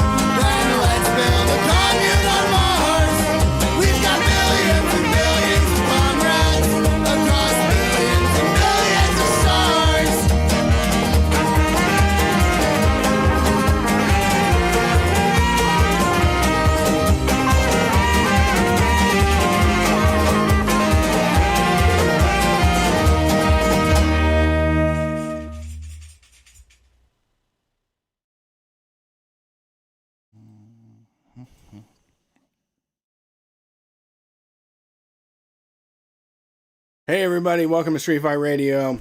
I'm surviving a dab right now. So glad you tuned in. You can find us, if you want to watch the show, we're on Facebook, we're on Facebook, Twitter, and YouTube as Street Fight WCRS. But if you go to twitch.tv/Street Fight Radio, that's how you find us on there. You can use your Amazon Prime free subscription to send us a few bucks if you want a free way to support the show. Other than that, we have plenty more content over on patreon.com/Street Fight Radio, as always. And please hook up all of our former callers that give them likes and loves and follows and Venmos and all that stuff. Thank you to the window smashing job creators. We love what you do. You get a lot of play on Street Fight because people love it. So we're happy to play it again. You can find them at the windowsmashingjobcreators.bandcamp.com. Buy that album, Full Unemployment. It's a fucking banger. We got a couple of calls in the queue, and I think I'm ready to take them. How about you?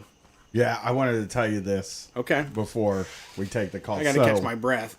So I had heard some stuff about recalls on the Kia Soul. Oh. So I called their number to see if my engine was one of the ones that got recalled, and it wasn't. And then 2 days later, I got a thing in the mail that was like, basically like, hey, if you want to cash in on your warranty, just make sure you have every single receipt for all the maintenance you've ever done on your car. What? It was just such a weird thing because it was like they were saying like, this guy's going to try to do a warranty thing. They flagged let's let you. him know. Yeah, let's let this motherfucker know that if he wants to, he's going to need every oil change receipt he has. Every time he's put gas in the car. Receipt. Best defense is a good offense. Yeah, yeah. They brought it right to you. Like, you better tell us what you did to this fucking thing first. Yeah, yeah. And it's like, I'll just tell him I never did an oil change then. Yeah. You know? Yeah. I don't have any receipts. I don't have any receipts. Like, why would you keep those to get your money? Yeah, I just Take 'em to hate court. receipts, man. I'm not a receipt guy, man. I am when somebody says, "Do you want your receipt?" I say no. Every time. I'm trying to save paper. Smart, yeah. Yeah. I have that extra wanna create care more trash. box thing for CVS. Never used it once because I can't You pay get for myself to keep the receipt. I don't think I pay for it, but I have it. And they will like just straight up give you like $3 off.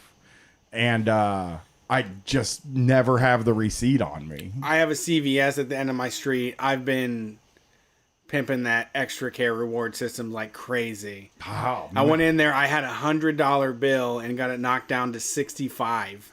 Whoa. Yeah, and then they gave me a whole pile of coupons on the way out that I got to use next time. God damn, man. I don't know how to use it. I didn't know that it was on the stupid thing. You know, I didn't know it was on the I didn't know that it was on the receipt, that you had to keep the receipt, which is like such a foolproof way to make sure that nobody, like very few people use it, you know?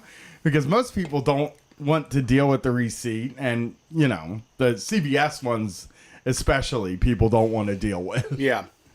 They're so big. They're huge. Yeah, they're just so big. All right. Well, let's get another call in here. Shout out to Nick, who's watching the show on break at Walmart right now. Oh, hey, what's going on at Walmart? You know, I wish I that's a hard job, I hear. You're basically fighting people now because they come in without a mask and you got to stop them. Yeah. Thanks for calling Street Fighter. Who we talking to tonight? A skeleton? Hey, it is not a skeleton. This is Jordan from Columbus. What's up, Jordan? How's it going? Can you hear me? Yeah, we can hear you. Pretty good. You know, I was going to do a bit where I said, like, yeah, it's the skeleton, it's the admin from the share zone, but then I thought you just dropped me. Yeah, well, we've had the But admin no, from the share zone. Yeah, we know the admin. I know a bunch of the share zone people. That's, like, one of my favorite accounts to ever exist. Yeah, very funny. I just wanted to call in and complain about work. What's up? That's why we're here. Yeah, so my second job is part-time valet at a hotel. All right. And in Columbus. It's downtown. It's on 3rd Street. But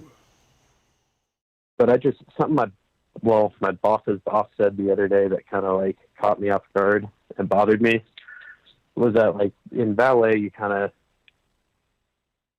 I guess it's probably like serving where you send people home when the numbers go down. Yeah. And since there's just one of us there, they're saying, if there's not that many check-ins left, you can go home because every dollar counts. And I was like, shouldn't that work the other way too? Like every dollar counts for me too.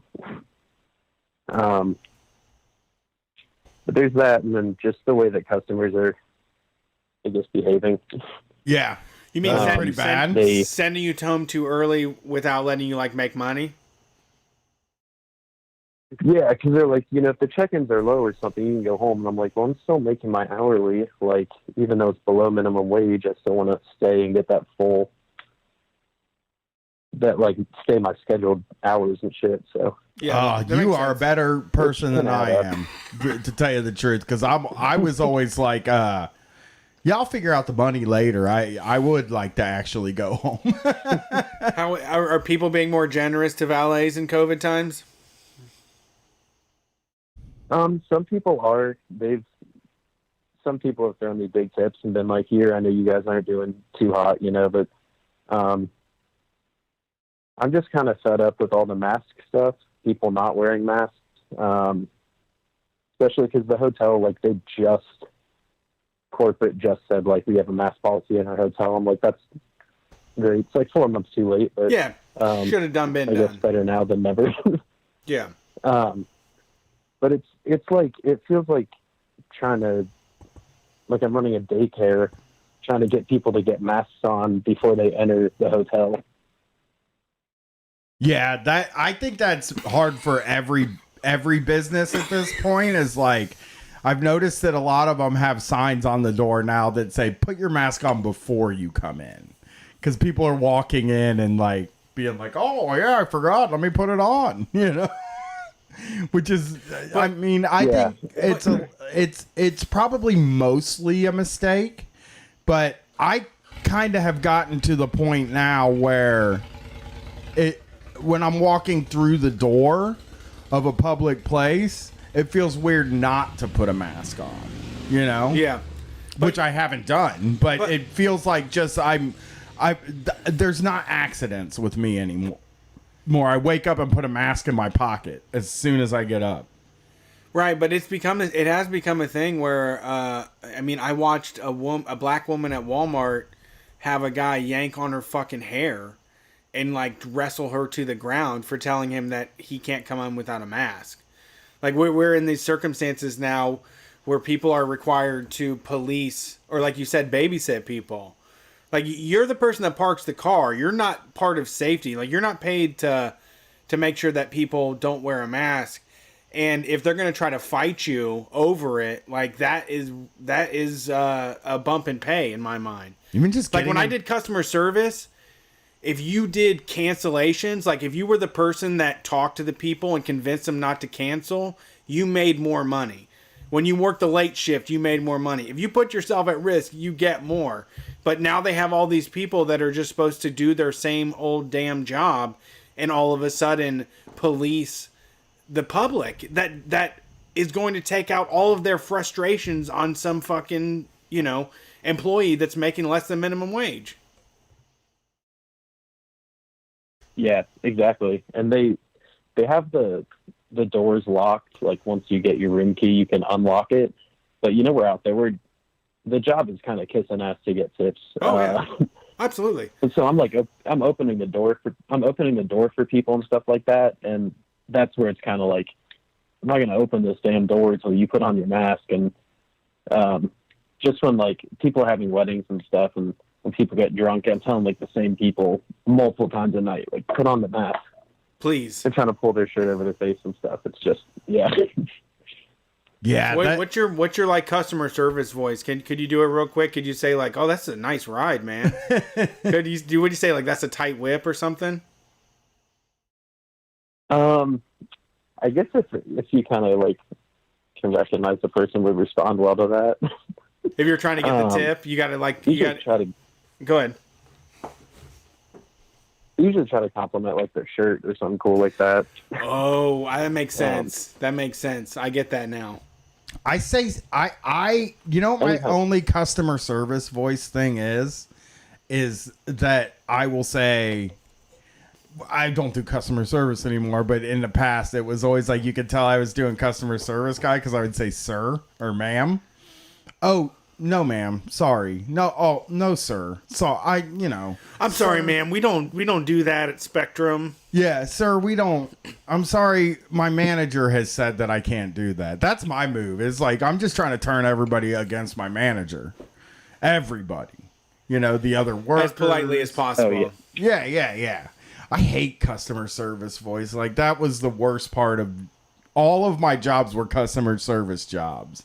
And it's like, I do this thing also where I would be like, if I had to say, yes, no, okay, yes, no, and okay. That's how you would say it? Yeah, just okay. Because that's what I think nice people sound like, Yeah. It's like one of those things. Oakley dokley. Yeah, where you're trying to say, you're like trying to, you're trying to act like a nice person. You're trying to be, you put on a little Pretend that you're niceness show there, which is always fun to do. Because, if you don't know what a nice person sounds like, then it's very hard to do it. Yeah, it comes off. Yeah. It's got to be weird to be getting in people's cars now. I haven't been, like, taking lifts or anything like that because Yeah, I bet you can hold your breath real well. Yeah. I mean, that's probably what I would fucking try to do. I have. Yeah. Plug your nose, put your fingers in your nose and hold your breath and your ears. Close your eyes. Ears, right? Drive just by sense. Yeah. That's how you should. Be transcendent behind the wheel. Yeah. Just by feel, wind, humidity. That's a tough job, though. You had to, you gotta. That's just the second job. What's the main job? Yeah. I'm an analyst for a evil corporation. Cool. Oh, jeez. They're all evil, but you got to go work for a corporation and then get screamed at by people about their cars. You know what I mean? Are people dicks about the cars? Do you ever get accused of breaking something? Sometimes people will file a claim, and usually it doesn't actually go through. Okay. The company's just like, yeah, we're not going to pay that out. They're like, that scratch isn't the color of the paint in our garage. So, oh, that's smooth. Yeah, the company has their own. They're looking out for themselves. Like, you're kind of collected in that they're like, we're not going to be responsible for the dipshits that we hire. Yeah. Have you messed anybody's car up? You're not a dipshit, but they normally hire dipshits. Have you done anything to mess a car up? Because I will say this right now. I have messed up so many things, so many customers' things in all of my jobs. I will say I don't have any claims on my record since like 2013. What about but I will also say avoid valeting your car at all costs. Really? So like, what about nice cars? Like, do you ever like run the guts out of something that's like cool to drive? You ever like just burning around a corner? Allegedly, like on a video game. Back in the day when I was parking cars at like in the short north, and we actually had large stretches of road, yes. But our hotel, the parking garage is very short stretches, so that's and people can hear you. So I don't. Oh, that would be so goddamn funny to be driving like you pull your muscle car up to the hotel and you fucking get out and you're still like collecting your stuff to walk in to do the checkout and you just hear we just hear it burning out all the way up like it's just like all the way up like a parking structure up the whole thing. Yeah. So if I did that, I would pull up and go to hand the keys, and you know what I'd say? Have fun. You know? Yeah, I would. Have fun, my guy. That is a good move. That is really when you, like, if you care too much, it looks bad. But if you're like, go ahead, test it. I bet you can't. I mean, I bought it so that it would showy. be badass. Yeah. You get to drive this car. This is a very big privilege. I'm paying you to drive this, but it's actually a privilege. Yeah, go nuts. Just go fucking crazy. Go nuts for $40. in this car. Yeah. Yeah. So what is like the coolest car you've ever got to fucking drive? You ever got to park? A manual Aston Martin. Oh, I'd say was the coolest. God, you pay all that money for an Aston Martin and they give you a manual. They can't give you an automatic transmission. What you know? year? Like a new one? I think it was like an 09. This was probably back in 2013. Okay. But I would prefer the manual to the automatic. See, that's why I can't be a valet, because I can't drive a manual at all. I understand the concept. You could be a valet at our hotel. Yeah, I understand the concept of a manual, like what it needs to do. And like I know roughly when to shift. I can't work the clutch. The clutch has always been, because it's all like, the clutch isn't just like a button, It's you gotta like do all kinds of stuff to it while you're working with it. It's about feel. It's about passion. It's about spirit. That's exactly it. That's why I hated it, because it was like just one of those things that you can't. Yeah, and I don't know how people learned how to drive them, because I have driven manuals and never gotten it right. Not even ever came close to getting it right. Yeah, I mean, my dad cussed me out up and down and shamed me and thought I was pathetic because I couldn't make it happen. I could do that for you. If you want to go get a manual, I'll like really shame you and make you feel bad about it until you want to prove me wrong. Because I think you could do it out of spite. I think you got to do it out of spite. Oh, that's how you got to do it because you hate your dad. Yeah, okay. So, but also, actually, the racing thing for me, I've realized it has opened up this thing where now I can have a proper midlife crisis. Because I drive a minivan right now, and I haven't had a manual car for a very long time, and more than anything in the world, I want to shift gears. I want to fucking drive a car real fast and recklessly. And also, I've set myself up because, like, on my 50th birthday, my wife can buy me, like, a NASCAR experience, and, like, I'll get to drive 200 miles an hour, and it'll be, like, the best thing ever. Wait, they do that? Yeah, oh yeah. How much is all the old guys experience? get that? How much is that? A couple $100. It's retirement money. No, just use show money. Do it. I want you to do it. When we did the show in Seattle the last time, I took a Lyft all by myself to go get the rental car, and the guy that picked me up was retired in his 60s. And he told me that he was just in Las Vegas and that his wife rented a Lamborghini for him. And he got to drive it for 2 hours. And it was like the best thing in his life. And I was like, you know what? I'm going to put that down. Like, it feels like an easy win. If I just put that down on my bucket list as something I want to do, then like, I wouldn't mind going 200 miles an hour. Lamborghini's manual probably, right? Yeah, paddle shifter though. I don't know, man. I really... It would be nice for me to be able to drive a manual. Maybe I'll learn. Maybe I will rent Let's a get manual. a fucking car, man. Yeah, we got to see if we can find somebody that has a manual transmission. I used to do dangerous car. Like, racing is not new. I used to, when I was graduated high school, Fast and the Furious came out. So I put a blow-off valve on my car. I put a catback exhaust system on my car, okay? Like, I took it to the track. I dynoed a fucking car before, and I'm ready to start getting reckless with automobiles again. Right, and something I know about people that know how to drive a manual is that, like, it's their favorite thing in the world to drive a manual. That's bugs me about people that know how to drive one. Yeah, I don't know. It's not that... I mean... No, it is. It is a thing now. It's not good for your everyday car. It's very obnoxious for your everyday car. But people who drive them, they're like, I always want to just have one. I wish they would. Yeah, I would take one. I think my wife knows how to do it. Heel toe, baby. Just dump it and burn out. Yeah. Okay. I don't know how. You got to. You know. You will. Well, thanks for calling in. I appreciate it. Yeah, thanks for the show. It's been the chat has been really fun during quarantine, not being able to hang out and stuff. It's kind of like twice a week I gotta different close group of friends and stuff. So appreciate all you guys do. Hell yeah, that's great. Thanks. I wonder. Take Well, care. I can't ask because I wonder if Jordan works at the same hotel that my sister does. You know what I mean? No, that's not the same roads. They said third. I think I know which one it is. Oh, yeah, I know too now.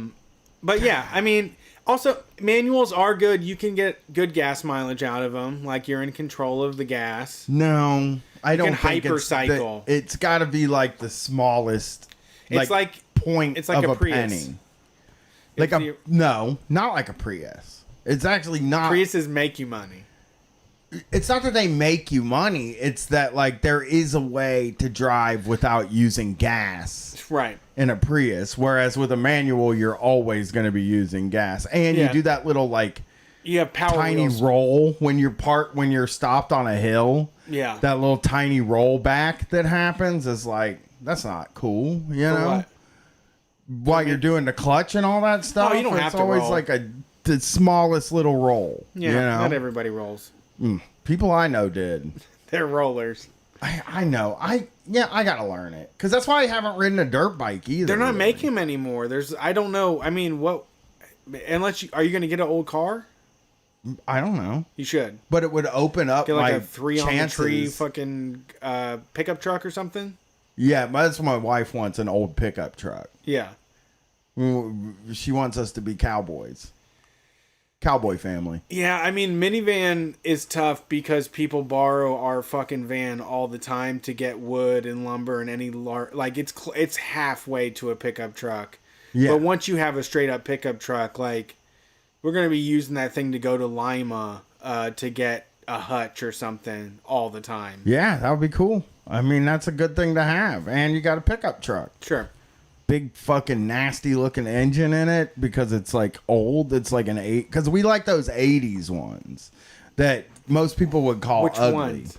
Let me Like a Silverado? yeah, like Chevys? that kind What- of thing. Well, we're not partial You're not brand loyal? to any car. I thought y'all no. were Mopar. No, you had a Nova. Chevelle. We you had Nova. started dating. She drove a Nova, Yeah, but real guys wear bow ties. it was you know because that. it was $400. Okay. You know, is that a Chevy bow tie? Yeah, Yeah, we're Chevy. Chevy's the bow people, tie. You know, for gentlemen, yeah, gentle yeah. women, non-binary, gentle people. I actually want a van, but like an 80s. you can have a lot van. of good sex in a van, man. Yeah, that's probably what we would do too, all the time. It would be crazy. It's like a living room on wheels. Yeah, van life is a great choice. It's hard. I mean, you have to figure out how you're going to retire. Are you going to haul shit, or are you going to,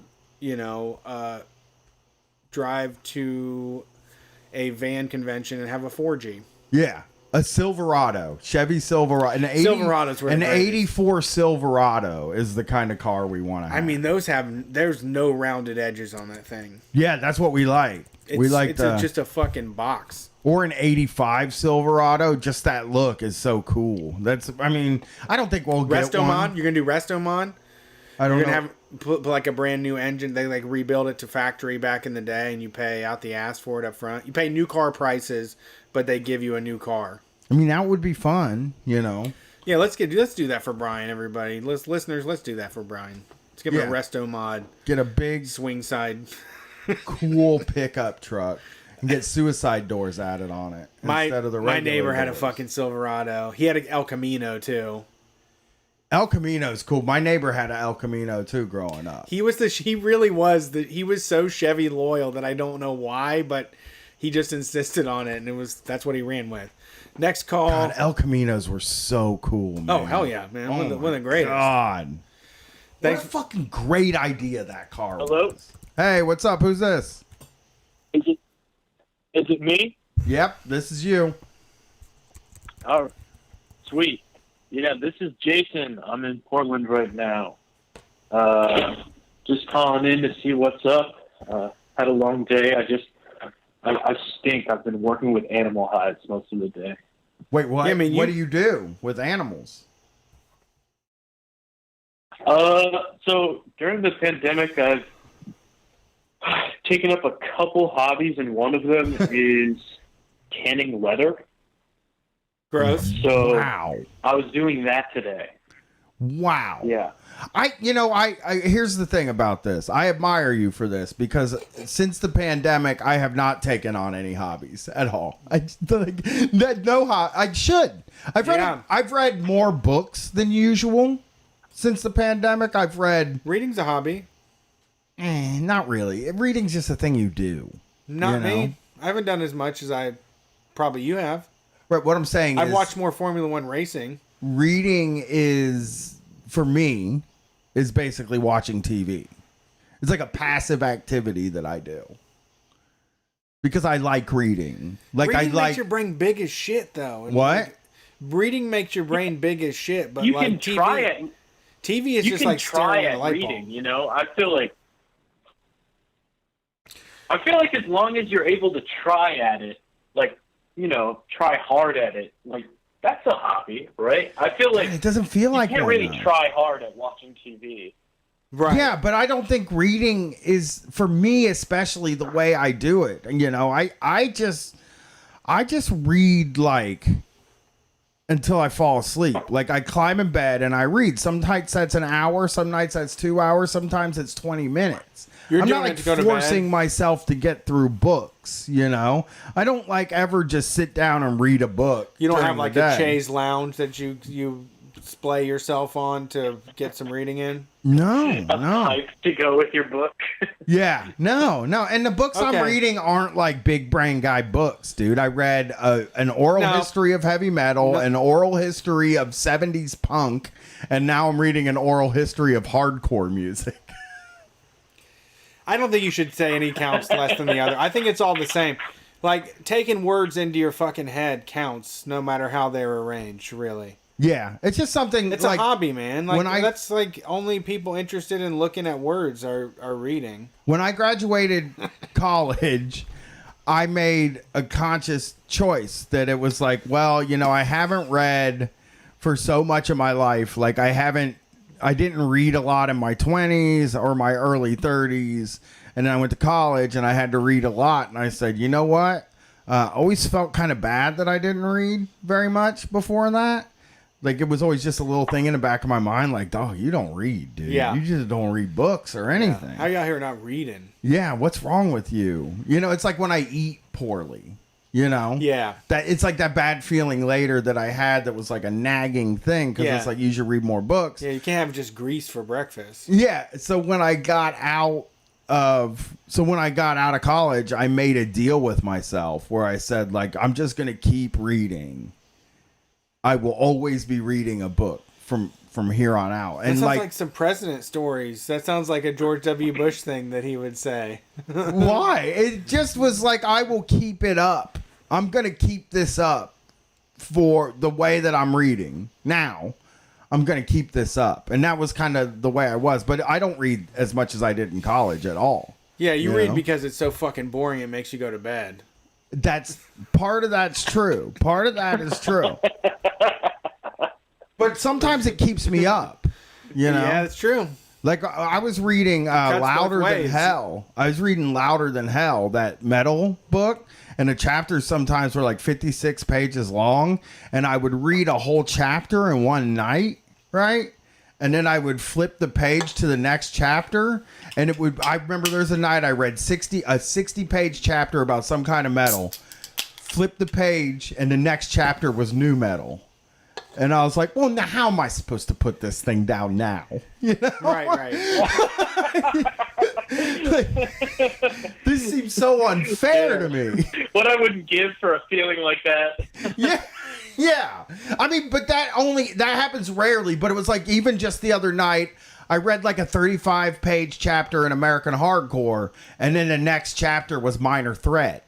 And it's like, well, fuck, dude. You know, that's what I'm actually here for, is to read about Minor Threat. The other chapter was like, I don't know if this is because I got the second edition of the book, but it's just paragraph after paragraph after paragraph of a guy saying, like, bands that released like 1 7-inch. and like that just they existed. That it was like this person was in this band that had 1 7-inch. Bumbling Crooks had the really good 7-inch back in '81, and then that led to the Hamburger Thieves. Yeah, and it's just like fucking. It always gets too deep on that stuff. It can. And there's Like, that's no what other. I feel like that's the hobby. Yeah, I think that is kind of the hobby. Through a bunch of boring stuff and finding the good stuff. Like, that is actually the hard part of reading. Well, I did skip some pages when I saw that. I was like, God damn! It really is just like you said. The Piss Bandits released 1 7-inch, and it had Harvey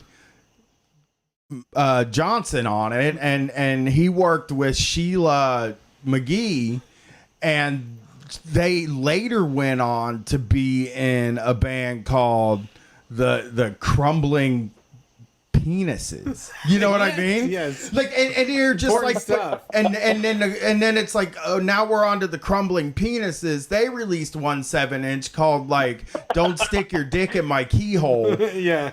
And on the other side of that, they did a cover of Louie Louie, which was which it actually inspired a band called Revolting Christ. Yeah, Feces Orchid, which actually they released a set, and it's just like, why did you put all of this in here?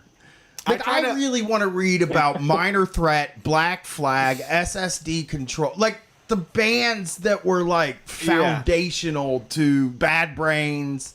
You know, I want to read about those, the foundational bands. I do not care what Chuck Biscuits was doing in his first 3 bands.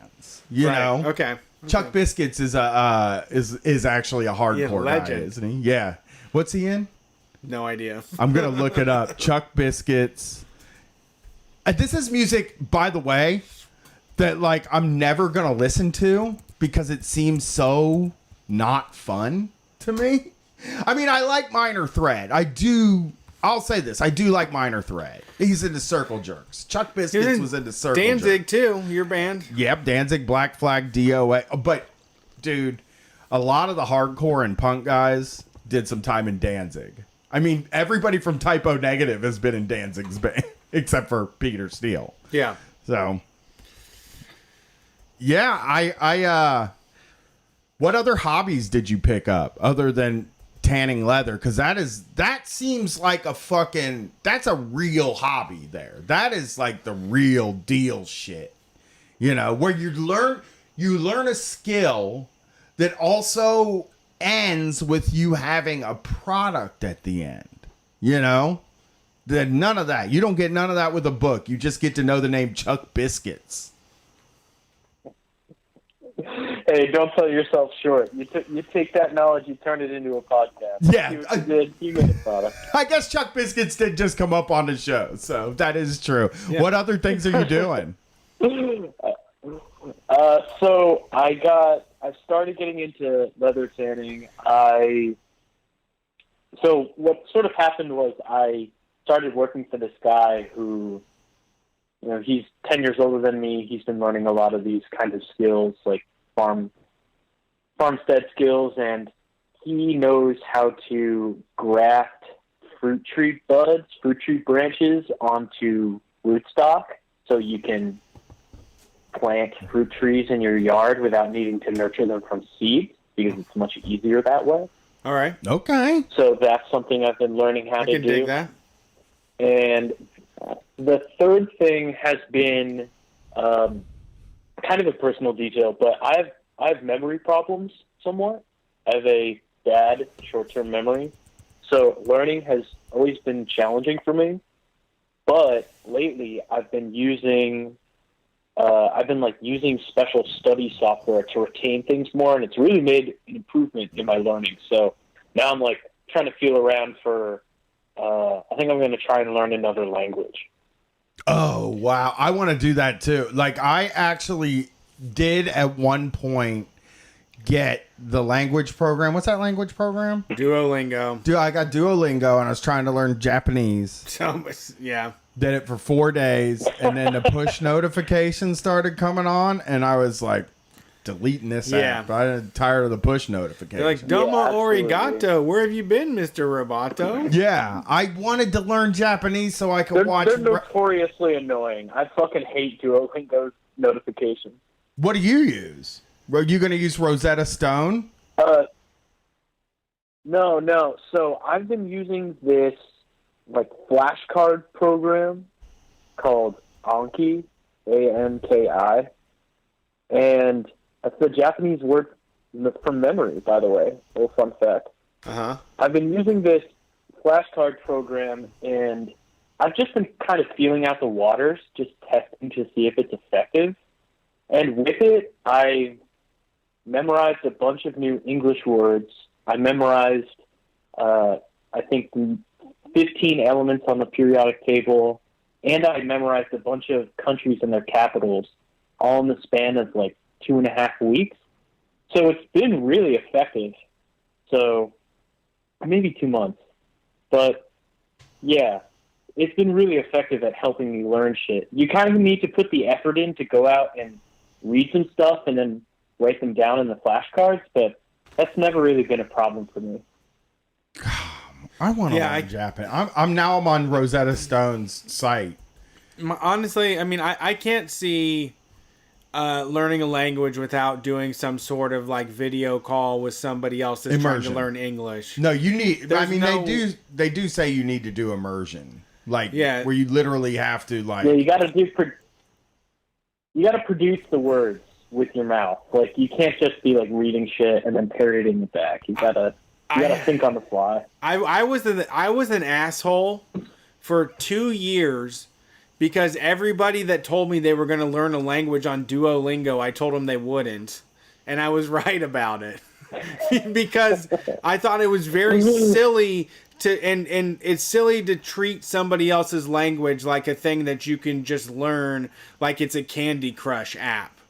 And that's just not how those things come about, and it's not a serious way to take it. It just makes Duolingo a lot of money. Not saying that it's not beneficial to people that are serious about learning language, but there was just people around me that thought they were going to work a 9-to-5 job and then on their break just learn fucking Japanese out of nowhere. That's what I was thinking. I would sit while I was walking. I would just pick it up. Do Just like pick an it up. hour or a half hour, 15 minutes of Japanese work, and then at some point I'd be watching wrestling without the English commentary. You know, I wanted to watch wrestling and understand what the Japanese commentators are saying. It says here though on the Rosetta Stone website, it says buy Japanese, so you're basically like buying the language. Just really upgrade for $199, a one-time $199 payment. You get they shoot a chip into your head. You get lifetime Rosetta Stone with unlimited languages. Is really what it says. It unlocks the key to language. You can travel anywhere on the flat Earth. Do you remember they used to have Rosetta Stone in the middle of the mall? Yeah, it's middle of the mall shit. Yeah, they were selling middle of the mall road. They would try to bring somebody in like, hey, are you willing to make $30 a month payments to like open up your vocabulary? It's $11.99. Okay, I guess I had to bring the price down. $11.99 a month. Yeah, it was $120 or something. I thought overall, right? $199 for $199. unlimited languages for the That's rest a deal. of your fucking life. $200, yeah. $200 unlimited. And you can just talk to languages. anybody you want now. Yeah, I mean, I feel like before we damn. die, within the Middle next, of the mall shit. It is middle of the mall shit. I think that before I like that floods me with memories. Saying that, just like thinking of those kiosks. God damn.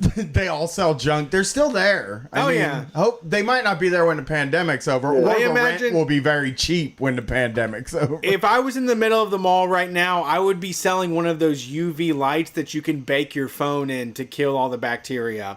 I'd have those motherfuckers out on there. 3 for 100. 3 for 100. Oh, yeah. I do you 1 for 50, 3 for 100. Nah, the two things that the middle of the mall's doing now You know, you is make cake. the two things you can get at the middle of the mall now is one, you can buy a machine now. Like as a person, you can buy a machine that'll do embroidery. and put like initials on stuff and Yeah. backpacks and shit. Yes. There's people that have that machine. They like don't learn how to do embroidery. They just have a print-on-demand embroidery machine. stick it in the machine. It's like the perfect, and also emulators, video game emulators. People are those are selling fun. Raspberry Pis, basically. Pre-COVID times, there was also this middle of the mall person that I was so jealous of.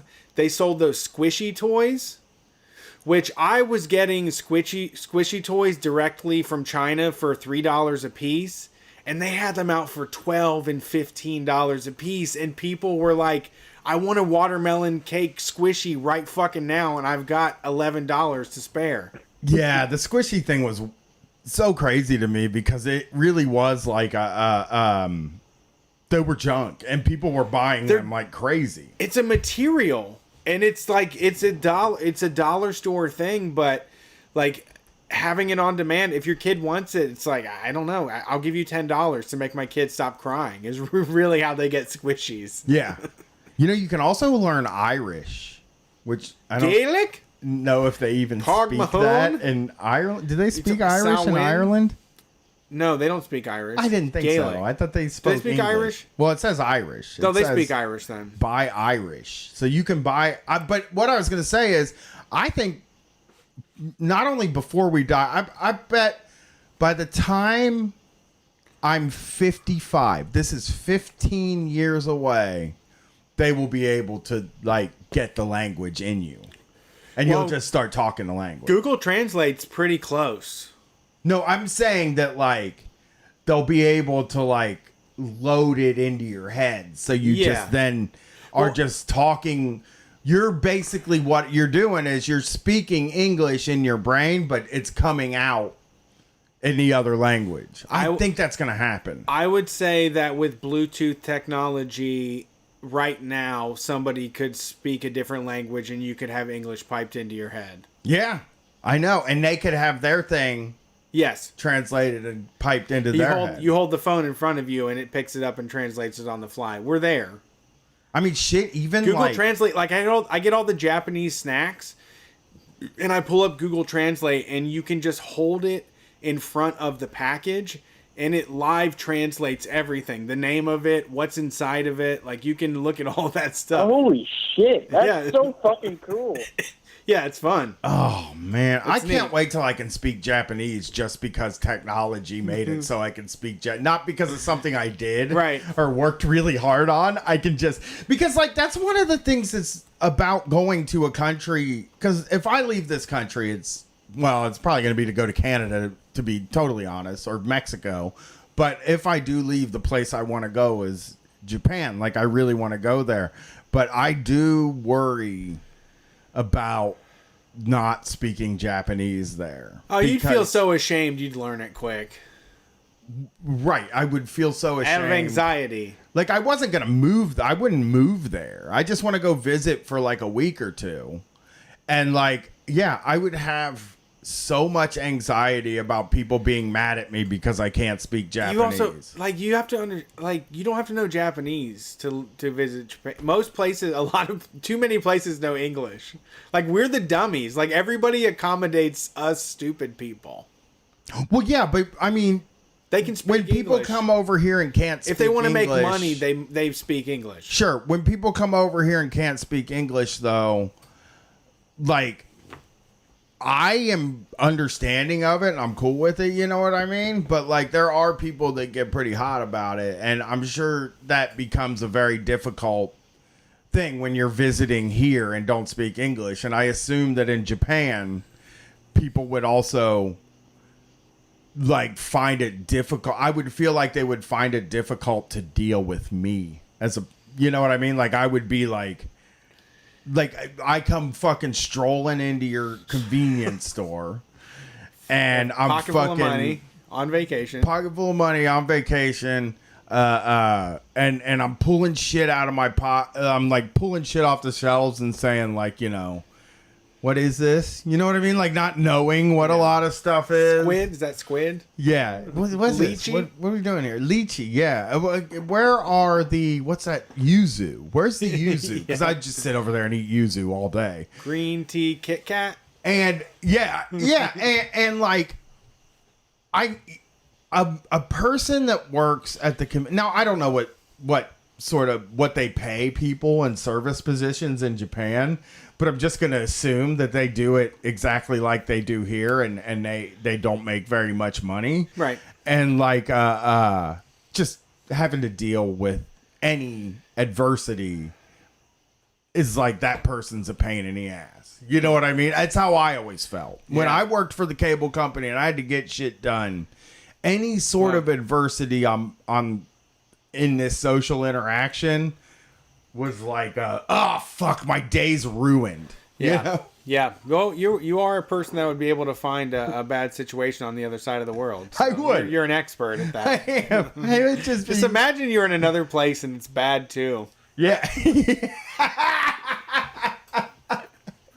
So on this note, I had like a weird shirt idea. Maybe I could run it by you guys since you guys are cultural experts. Love weird and shirts. Intelligent people like that. We do like weird shirts. I just saw one a minute ago. I'm addicted to shirts. I really can't stop buying them. So I had this idea because the other day I saw that an online gun store was selling targets on Amazon of like Antifa soldiers. Yeah, that makes sense. And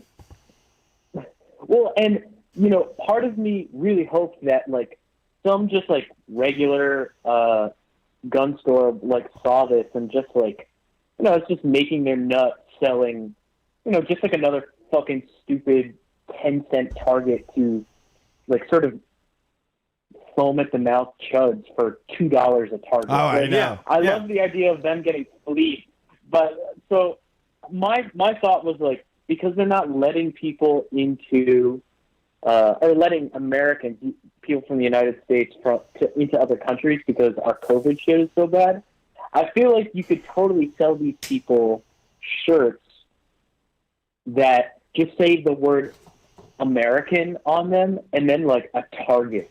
like you're asking to be attacked or something. Because I feel like that really fits into a lot of people's MO. No, I'm with you. I think that we can get the ball rolling on this. I'm thinking something like Banned and Proud. You know, like a picture of a passport. My freedoms aren't accepted anywhere in this world except for the United States of America. I got it. I got a picture of a passport that's on fire. Yeah, okay.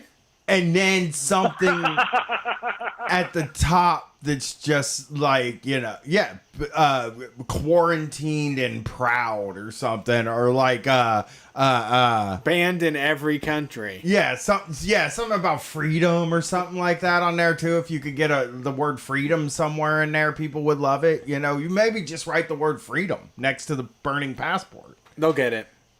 But a burning passport is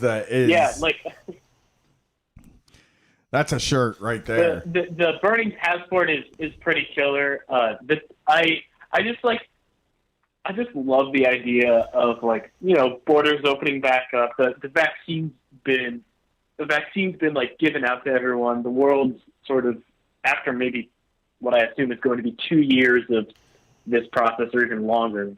I just imagine, you know, middle class dads going off to Canada or some shit wearing that and just looking like a complete oaf. It's like, it warms my heart almost. Yeah, coming out of the haze, and then you see that shirt 10 years down the line. It's like, I'm not going to get rid of it. It's like a good shirt, you know. But I'm still proud that we were banned in every country. You know, I'm proud, they would love it. I'm proud of how free we live. Oh yeah. Even just a shirt. Freedom's so strong, it's banned all over the world. Even just a shirt that said something like "American Unmasked," would fucking make so much goddamn money, man. Oh, yeah, that's hot. Yeah. All right. It's bold. It is. If I get this shit to virally sell, I'll cut you guys in on the process. Hey man, you're a critical part of the storyboarding process right now. I mean, you know what? It's a T-shirt at the end of the day, and we can grift the shit out of them. Just direct the funds in the right way, and I'm totally down for the cause. Taking their money. That is right. Absolutely. All right. Well, have a good night. It was very fun. That is very Yeah, smart. you too. Yeah. It's a way to go. Keep reading, man. Enjoy Okay. the rest of it. I will keep reading. It's not a hobby though. It's It's it's an obligation. Exactly like watching TV. It's a like- passive activity. To just until your brain cuts off. Yeah, it's like one of the things you do when you're sitting around waiting to die. You know what I mean? Like we have It's like, time on this planet where stuff's not happening. You know, we're not. Yeah. You know, I'm not doing a podcast. I'm not doing any kind of wild stuff at this moment. Internet's had its peak for the day. You've done enough internet. Yeah. Well, I mean, yeah. That's another thing I like about it is that it's reading without response. Without There's not a notification expectation. coming up top that says, Valtteri Bottas just changed the qualifying order. There's nothing that says like Hillary Clinton just did an epic dunk on a Joe Biden tweet or something. Yeah. No, there's none of that stuff. It just is really like whatever the book is. And now it seems like I'm just into like scene report books. You know what I mean? That are They're just good. like I mean, you should. I always think that it's weird that you feel that there is some sort of level of reading that is acceptable and not, because I long ago realized that like if you're burying your nose in a book, it doesn't matter what it is, and you absolutely should only read the stuff you like. I get out of so many books. There's so many quarter-read books, half-read books where I'm just like, I'm not interested in this. I don't want to come back to this. And if you find the stuff you like, I think that's what you should read. Like, I think it's a great way to spend your time. Like, it's beneficial. it is. I don't think It's a hobby. You're a wrong. hobby. You're a hobbyist. I don't think it's wrong to read the books that I'm reading. You're a And I have read. I mean, I don't like. But the reading. scene books are so good. Yeah. It's informative.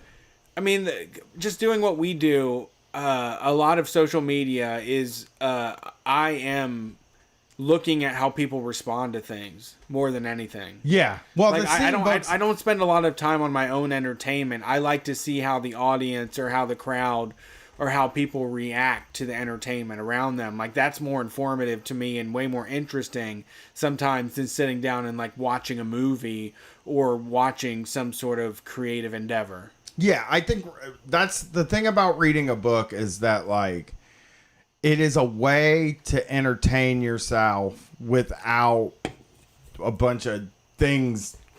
I mean, most of what entertains me is basically screaming and flashing lights. Yeah. You know what I like? Those are the things that I usually like. Aggressive, just in your face. And books are a time for me to be like, oh, it's like really quiet right now and I'm just focused on this thing. I mean, I don't see things in my head when I read. I just see the words. It's basically when I read a book, it's like somebody is sitting next to me telling me the words they're just saying the You're words just from practicing saying the words? No, it's just I don't see pictures. I don't like perceive what's happening in the book. I don't think about what anybody looks like in the book at all. Like I never would even consider that.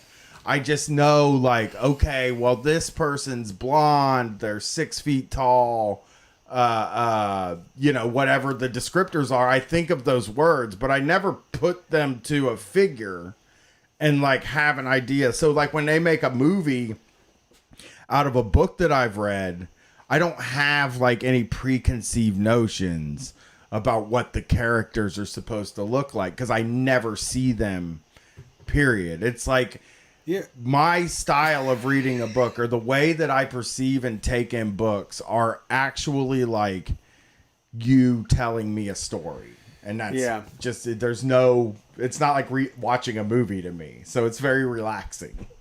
Yeah, I'm too fucking hammered to respond to that. That's a lot.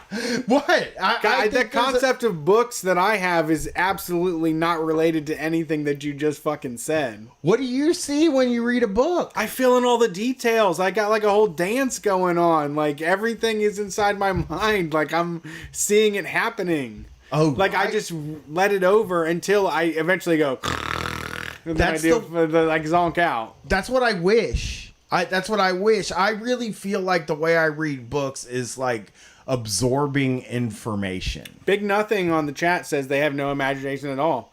Yeah. Well, they said there's no imagination, gang. None. Because that's the way I feel. It's not that I don't have an imagination. Because you know what? Even when I think, so like we're writing this TV show, and in theory, there could be a whole bunch of fantastical stuff on a TV show. You could create any world you want to. And the only world that I've created while writing this show is like workplaces and like, you know, the break room that you used to go to. Yeah, like, oh, we could film this downtown. You know what I mean? Like, I don't think of like, I don't know what a fantastical world would even look like. That's probably why when we were in Arizona, I would like openly giggle at the cactuses because I thought they looked so funny. I'd never imagined that I'd be somewhere where there was a cactus. Cartoonish. Yeah. It's true. Yeah, I thought they were hilarious, dude. All right, next call. Thanks for calling Street Fight. Who are we talking to tonight? Jump in. You might not get in, so you'll see. Oh shit! Is this me? This is you. you. Would know. You would know. We got you. You can hear me, okay? Absolutely. Okay. 100%. Yo, this is Donovan from Radio Free Tote Bag. Brett came on our show. Oh, hell yeah. Hell yeah. All right. Yeah, that was a great show. I got to go on and talk about relationship advice. It was fun, interesting. I got to answer a lot of questions. They do Q&A stuff about dating and relationships and all of that, and it was cool. It was a lot of fun. I got to answer and say things that I don't get to normally, but I would love to like have the opportunity to do. Because your partner on the radio has only dated one woman as an adult. Yeah, and you know, I'm a wifey guy. I'm pretty monogamous, but I've dated and done other. I've had a little bit more experience. It took me a while to find my one and only, but yeah, you've pretty much dialed it in. I have never dated. Yeah, pretty much. I mean, I had like 3 girlfriends before I got married. High school doesn't count. Exactly. So, I got together with my wife when I was 19 years old. Yeah. I mean, we turned 21 together. You know what I mean? That's hard to do. Yeah. It's, you know, we're happy. We have a good time. It's like, I can give advice on how to be married for a very long time. I can give great monogamy advice because monogamy is my middle name. You know? Oh, I didn't know that. There's been all these years, and I thought you just didn't have a middle name, really. I have a middle name. You were Brian Quinby. Oh, yeah, I'm humiliated by it. I'll say Brian I don't care. Monogamy Quimby. Yeah. Good ring to it. No, BM Quinby is cool. Well, no, Brett, you were great coming on, and I really appreciated you coming on. I'd describe this as like Loveline, except for we're not talking misogynist. Oh, I was going to say, because I've been listening to a lot of Loveline. A little less making fun of people and more giving advice. Yeah, and sorry, what'd you say? I've been listening to a lot of Loveline lately, and let me tell you, that show's fucking dark. Like, ooh. Yeah, like it does. It's wild because they alternate. Sometimes they have moments where they give very thoughtful, heartfelt advice, and then sometimes, you know, it's somebody who's been abused or something, and they have kind of a bit that they always ask them where their dad is, and you're like, dude, that's just like you're holding a lot of responsibility on this nationwide radio program, and you're basically like harassing 15-year-olds, you know, over having shitty childhoods.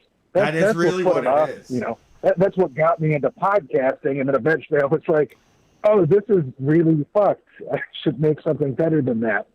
Yeah, that kind of stuff is hard, though. Like, I think, like, it's hard to know that the shows are bad, I guess, you know? Like, when I was listening to it, now when I listen to it, because I didn't have a connection with Loveline, right? Like, I watched it on TV a few times. Right. At the time, I thought it was sort of an edgy show. But, like, as I'm listening to it now, it's like, to gamble on what the manner of abuse a 19-year-old that's dating a 35-year-old has endured in their life is, and by the way, I mean, I don't know if this still goes on now. Back then, there were at 3 to 4 calls on every show of somebody being like, "Hi, I'm 16 and I'm dating a 35-year-old married man," and you're like, "What the hell? Like, this sounds like medieval." Well, they screened for that. Ah, okay, yeah. I mean, that's how you end up on the air. Yeah. I mean, you have to remember that was a huge cultural phenomenon, and but I'm saying how many people the amount of people that they're able to get. Of course, they're looking for that, right? Yeah, that's what I mean. It's like anybody that calls and says that gets moved to the front of the line. It was very easy to make the most sensational things happen, but at the same time, also just be incredibly like backwards and conservative, like with Dr. Drew and homophobia and just weird transphobia and all that stuff. Like they fucked up everything so bad in the name of entertainment. I can imagine Gen Z and people of the future someday, making sense of sexual trauma and having a good time and a funny thing about it, but they certainly did it in the most worst possible way. Like they just capitalized on it and made it into a sensationalist TV show. It was awful. And a lot of those things they said, again, like the thing I heard the other day was this girl, she's 14 years old. She calls in and the first thing she says is like, "Okay, I'm 14 years old and I'm bisexual." And then like Dr. Drew like groans and then asks her like what happened to her in her childhood to become bisexual. And like, look, I listen to a lot of bad stuff, but that show, I listen to like Opie and Anthony and Howard Stern and all that stuff all day. Don Imus, like horribly racist, gross, awful opinions. And I thought these guys, I don't know what I thought I was getting listening to it, but I didn't feel like they were in the same league as, I didn't think Loveline was in the same league as Opie and Anthony, right? Or Howard Stern or stuff like that. Or Imus. Like, I didn't think they were in the same class, but they are. They're worse. Yeah, they're like awful. Worse. Because they're coming out and saying that they're coming out and saying like, "Oh, we're here to help. We're here to help people out and shit like that, but we're also here to entertain." But it's also like that stuff that you're entertaining people with is like you're supposed to like be giving advice, and a fucking doctor or a professional or a caseworker should have stepped into that 14-year-old's life. Right. Like they should not have ever made it through the queue on a nationally syndicated fucking radio show and then television show. Exactly. It's crazy what was going on back then on the radio. And instead they got a doctor, like you guys are saying, gambling on whether somebody has like a fucked up past with their family. And that's just shitty. And the other thing is, like I said, there's moments where they are good though, and you can tell that they're capable of like empathetic, good advice. But then the same episode, like they'll fall back into this shit. It's just like, what are you doing? Like, how do you not realize how fucked that is? Yeah, I don't know why. It's unfortunate because that was the only shock jock show I really listened to. I've been listening to a ton of Shocktober, and I realized like that was really the only thing besides my dad having like Stern on in the car. And once I kind of put together like, oh, this is in the same wheelhouse as this. Now I'm going back and I'm like, damn, this is substantially more morally bankrupt than I remembered, unfortunately. Right, you don't turn on Opie and Anthony and think you're getting news or good information. You know what I mean? You're turning them on just to giggle and laugh and stuff. Well, essentially you're doing the same thing for Loveline, and people can be like, "Oh, well, the listeners call in and they know it's entertainment." Not a 14-year-old. No. They absolutely don't. They're talking to adults. Especially back then. Yeah, they're talking to adults. There was not a lot of outlets back then with no no Reddit or like any kind of forum to connect with people who are similar. Yeah, that's just wild to me. Yeah, but the concept there, I really like, and also just trying to make light, especially of stuff that just like we talk a lot about. My co-host, male sex toys, will do like little reviews on that sort of thing because that's something that's kind of stigmatized. you know, or just different fetishes and stuff that gets kind of pushed aside as like a joke. And we'll make jokes, but like we're not going to attack a person, and we will give like honest, you know, as best we can, good advice. I'm just surprised there's not something like that at a bigger level. I mean, hey, maybe it could be me. If you're out there and you're like, yeah, something like that should exist, you can listen to me at radiofreetotebag.podium.co. We're pretty decent. But I'm saying, I'm surprised, like, since then, nothing has come out on, like, a national scale that is just good advice, because people would still call into that stuff. Yeah, I mean, you know, we're just not in the landscape anymore where those kind of contracts can be had. It's kind of all just podcasting at this point. You know, Dan Savage, I guess, had a good column going for a long time, but has his own problems, as everybody knows. But yeah, I mean, we really do need to have something more open and honest, and that is more public and addresses all of those things out loud, because we still are living in the darkness when it comes to a lot of you know, sexual expressions or ideas, and you know, there's still like homophobia and that's running rampant through guy culture and macho shit, and you know. You know, it was fun to talk to you. It was fun to talk to you all on the show, and I appreciate your perspective in changing those things. And I was comfortable. I really loved it. I'm glad we had Jake Flores on there too the week before you, actually. So if anybody's interested, check that out. My main reason for calling, I guess I had 2 points. But Brian, I got to tell you, my girlfriend has been doing a lot of the walking to kind of deal with anxiety throughout this. And she's coming for you, man. She got like 39,000 steps yesterday because I got her listening to you guys, and she heard your numbers, and she was like, I have to beat Brian. So she might be on your heels soon. Good luck. I mean, I got to tell you, though, I have 4 days in the last week with 50,000. Pacer. It's the Pacer app. Get a hold of us. Christ. We'll send you the link to the Pacer app group, and you can go one-on-one with Brian. Yeah, you actually can. There is, the app called Pacer is the one I use, and there's a Street Fight group on the Pacer app that you can search, and you can see where I'm at every day, and like it also has a ranking system. You're gonna have to walk in from like Vegas to LA at that point, man.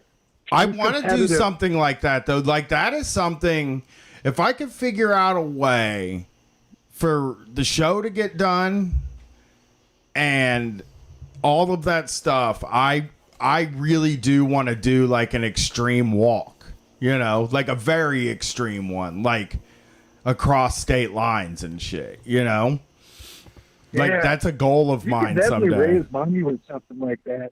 Yeah, that's a goal someday. I would love the. I want to get a trailer that's attached to a bike, and you will walk, and I will ride the bike ahead of you and meet you at the stop point. Yeah, and then we'll plug in and we'll have a place to stay. Yeah, because it's like, but there will be whole spots where you can't do that, right? Like if you're walking across the country. Yeah, some of them are going to be some pretty desolate areas. Yeah, so we would drink our own pee.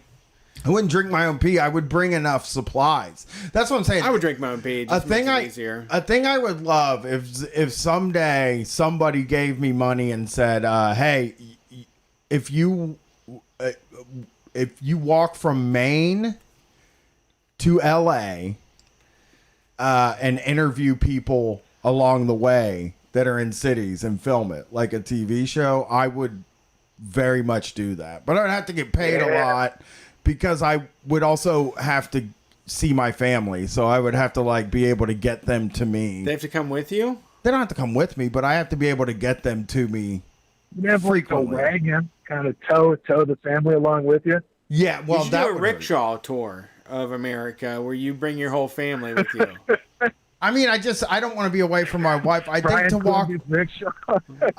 to walk all the way across the country, that would take like months. Yeah, you have to do it. Mike Posner did it, and I think it took a whole year. Oh, Mike Posner? Is he a singer? Yeah. How did he do it? Oh my god. Yeah, he went for it. He had one song that hit and was like, well, if I got the time and the money, I'm just going to try to walk across the country. I would do that. a I good would idea. totally do it in a second. I could get 30 miles a day for sure. Like I think I could make sure to get I know I could get 30 miles a day easily cuz I get up around 27 miles regularly. Okay. But if you're pushing it, But dude, this week people are going to also, you got to think about it. There's going to be like local celebrities that are going to be like running next to you and they're going to hand you like a famous corn dog or something that's covered in chili peppers and shit. that's what I want to do. You're Yeah. going to get like people are going to just like bring you buckets of Gatorade to drink. Oh, and caramellos. Yes, everyone's going to have a caramel to hand you to make it to the next leg. I mean, because like basically if I got up so here's what I've been thinking about doing. One day, probably in October or November, Okay. I'm going to get up at 8 in the morning Wow. and I'm going to start walking Whoa. and I'm going to stop at midnight. And see where you end up? See how many You doing miles, it how out and many back? steps. Are you doing it out and back, or are you just going to have Out somebody and back pick you up? somehow. I mean, it's pretty easy once you get to the reason for counting steps, the thing that helps really with counting steps is that like if you're going to do a long walk and you're going to want to end up at home, you go out till you're halfway Yeah. to the start number you want, and then you just kind of figure out your way back home. Okay. And then you get the amount that your goal is. But like I have gotten to a point now where if I get up at the time that I regularly get up, then there's no possible way to get much more than my record, which is 66,000 steps. The time runs out. Yeah. Like, Working against the clock. Because at midnight it all flips back over. Have you thought about running before? I don't want to. I'm miserable when I run. I am Yogging. Just a little yog. I mean, I have considered what if I jogged as far as I could at the beginning of a walk and then just walk the rest of the way. I have considered that. Okay. And seeing how much longer I could get it to go. Right.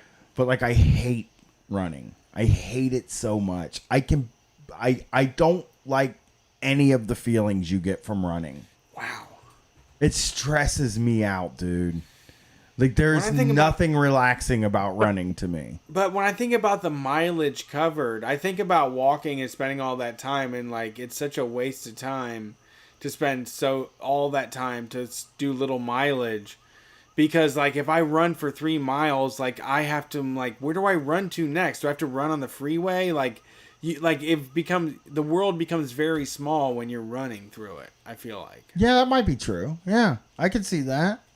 I mean, I don't really even know what this distance is. I don't know what my goal even is at this point. Yeah, you have to really dial it in. Before the end of the year, I would like to get 75,000 steps in one day. That is what I want to do. And that's why I said sometime in because I usually get the most in October and November because the weather's better, Yeah.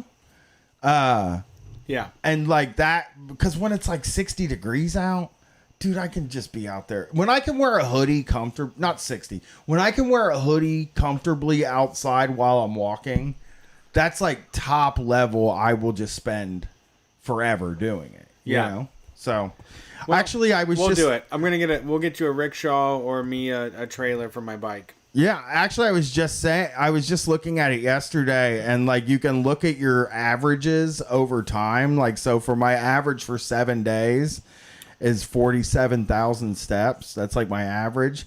But for 30 days, it's usually way lower. And right now it's 39,365.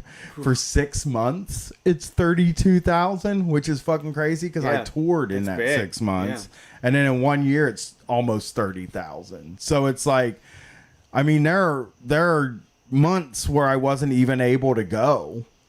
Or there are whole weeks where I got nothing because we were on tour, included in that year or 6 months. So Yeah. That's something. So, I just hijacked this whole thing, didn't I? what did you call in for?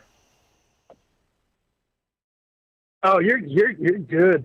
I was calling one to tell Brian that, and because my girlfriend and I moved from Portland to Cincinnati with my cat, and then I just got out to Chicago. We were listening to the Street Fight for a whole lot. This was like right when COVID was hitting. It was a really anxiety-filled drive. We listened to I don't know how many hours of Street Fight, but she loves you guys now. Great. And she kept bringing up the walking thing because she walks all the time, and so I don't know. Your numbers are higher than I quoted to her, though, based off the last episode. So when she listens to this, whenever you guys put this out, it might be a little intimidating. Oh, no, I'm a little concerned. Yeah, 39K is a lot, though, man. I'm tired after impressive. that. Yeah, That's crazy. I get like 10 or 15 on a good day. yeah. I mean, that's what I started with, though. It's like one of the main reasons I do this now is because one day my wife was doing a thing for work where they were trying to get 10,000 steps a day. And I was like, shit, I can do that. And then I, of course, didn't just go for 10. I went for 20 because I was like, I can double that, And then just like once I got 20, I was like, oh, man, what if I got 30? That would be crazy. And I got 30. And once I got to 30, I was like, what if I got 40? And then now it's just like every time I get an achievement or some level that I think is impossible, I want 10,000 more. So that's why I'm going to end up running one of these days. Yeah. Just fucking running down the street. There's got to be a wall there at some point, a number of steps. Well, that was my main thing for Colin. All right. I also just wanted to say, Brian, I know I talked to you a little bit on Twitter. I know you've been dealing with a lot of anxiety stuff, which I feel very fucking strongly during this. But like, I'd love to talk to you about relationship stuff too, if you ever got the time for it. And the fact that you've been in a relationship for a long time, like that's a good thing. It's like to have that perspective on our show, where I don't know, most of our guests I don't think have been in relationships that long. That's like a perspective we don't get a whole lot. So yeah, I think that'd be rad. Anytime. And my final request for you, I think I messaged you about this. If you do the Love Line Shocktober episode, and you're like, I want a guest who's 28 but sounds like he's 55 and has smoked 1 million packs of cigarettes, I'd love to be that person. I really want to talk about David Allen Greer, who I think is the best guest on that show. And I don't know, some of the aspects we talked about a little bit, but that's what got me into podcasting. My enthusiasm is there. But regardless, I love you guys. You've been helping out a lot of people through Roni. I know that for sure. Well, thank you. I appreciate it. And I will keep that in mind for when we're setting this. We're not in the spot yet where we're even figuring out guests. It's it's one of those things where like I have to listen to like so much of it that I just start a month or 2 months early. So I spend like a month and a half just only listening to it. So I mean, I always go for a fan of the show. So I will definitely keep that in mind. This is my humble application. I appreciate it. I was working a shitty data job in LA, and this is late 2010s, and I made it through most of the episodes, man. Just like going through the backlog of old. There's so much shit out there. Yeah, there is. There's a lot of episodes. I'm spending a lot of time with Loveline lately. It's a big commitment. Well, I don't want to hold the lines up for you guys. Do you mind if I plug the show? I think I mentioned it 2 times, but I'm going to keep throwing it out into the world the best I can. Go for it. Yeah, go for it. Yeah. So Radio Free Totebags.podiant.co. Our Twitter's at RFTBpod. I'm like at RFTB Dono on there. Donovan Air is my name. I'm the only one in the entire world, apparently. EYRE. If you're interested in that kind of thing, look us up. We're pretty cool. And also shout out to my girlfriend, Abigail, because she's going to get a kick out of this. Hi, Abigail. Yeah, just message me and I will message me when you're ready. and message me if you're ready to have me on, and I will make time for you. I really appreciate it, man. No worries on time frame or anything, but I'll hit you up. Okay. Thank you guys again. It's been rad being on here. This is kind of surreal. Yeah. Thank you. Thanks for calling. Peace. Peace. This is last one. Last call. All right. Last call. Radio Free Tote Bag was a good show. I did enjoy doing it, and they have a lot of great stuff on there. If you want to hear, it looks like the B-Man's gonna be doing it. I listened to. There are some mainstream advice shows and shows that do relationship stuff, and even though it's completely unrelated to my life, I do like to hear some of that stuff. I think it like scratches an itch. So. I mean, I know why people liked Loveline. When I'm listening to Loveline, I'm like, oh, I get why people like it. Radio Free Tote Bag, it's guys, but they're like queer friendly, and it's not really like anything that would turn you off. It was a lot of fun. It was way different, Yeah. than what we had, than Loveline and shit like that. Right or, on. Fucking Sex in the City, that horse shit. All right, last call to end them all. Thanks for calling Street Fight. Who we talking to tonight? Hey, it's Matt. How you doing? Pretty well. Hey, what's up, Matt? How's it going? Oh man, I called in a couple of weeks ago, but I was at work. So, Brian, I have to ask questions. I'm loosely following this Kia situation. And I know it's sensitive, but I have been triggered. No, it's fine. So what can you just for my sake? A quick recap of the events, like condense it down as fast as you can, because I'm trying to figure out where the fuckery really. There was a point where I kind of lost it, but can you recap it like somewhat when you actually went to the dealership? Well, I just went in and I told them We tried to go on vacation. Well, yes, I did. I went on vacation to Tennessee. And it was the Smoky Mountains, and it did not handle. My car was kind of not accelerating correctly, and it wasn't.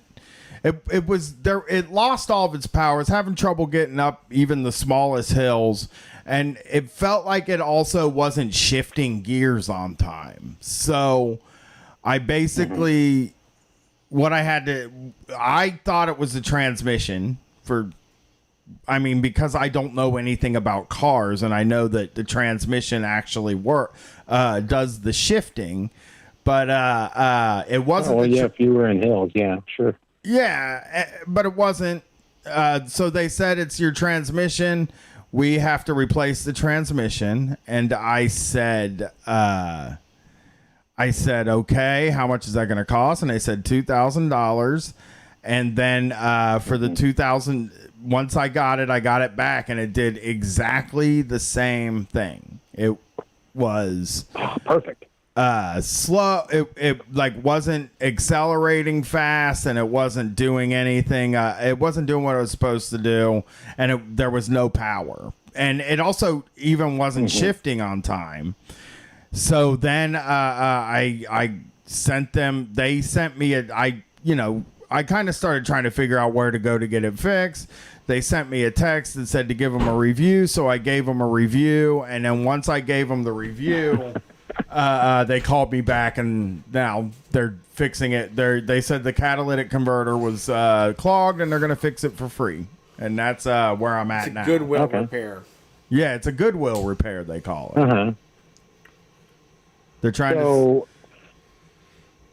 it's in the shop still? Yeah, it is still in the shop right now. I think it'll probably get back this week. They did say, they did say it was going to take a few days to get the catalytic converter in, so I assume it's going to be back this week sometime. Mm-hmm. Well, okay, so I guess I'm somewhere along the lines. Maybe I got confused. I thought that they were trying to charge you more. Nah, not now. No, they got out of that. I got out of that. They got enough. They just want to make it right. I think that is really what it is. They're like, okay, we got $2,000. We got $2,000. We don't want a bad Facebook review. What can we do to not make that happen? Which is really, really reactionary to me. Like, you would not expect a company to react like that. To me, it's just like, who cares? How many times does a person go back to a car dealership? You know, who cares if you've lost me as a customer? Yeah. Well, I mean, no, it is reactionary. You know, that would be what I would have picked up on too, and it would have been a gigantic red flag for me. It's like, oh, holy shit! Like, you know, I mean, I got a car that was like a dealership did some same bullshit. It was like, oh, I was going to buy a car for my uncle, and I was just going to basically pay for whatever he owed on it, you know, from him. And I happened to look online, like I didn't do a full like VIN check or whatever, but I saw a picture of that car that I currently own with a smashed front end, like front end, like smashed in, like it had been in a collision. So I mentioned it to him, and he was like, "What?" And so he goes down to the dealership. That dealership bought the car back from him in that moment.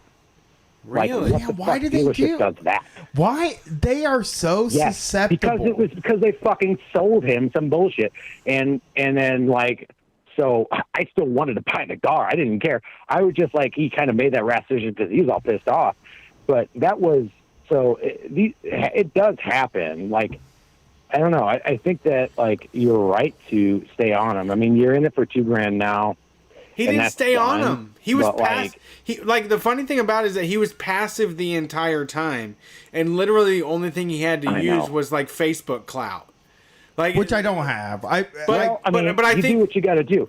But I mean, I think it like in about all of these companies are pushing Facebook and Google and these online atmospheres as being very important, and I feel like that pushed you to the top of the thing.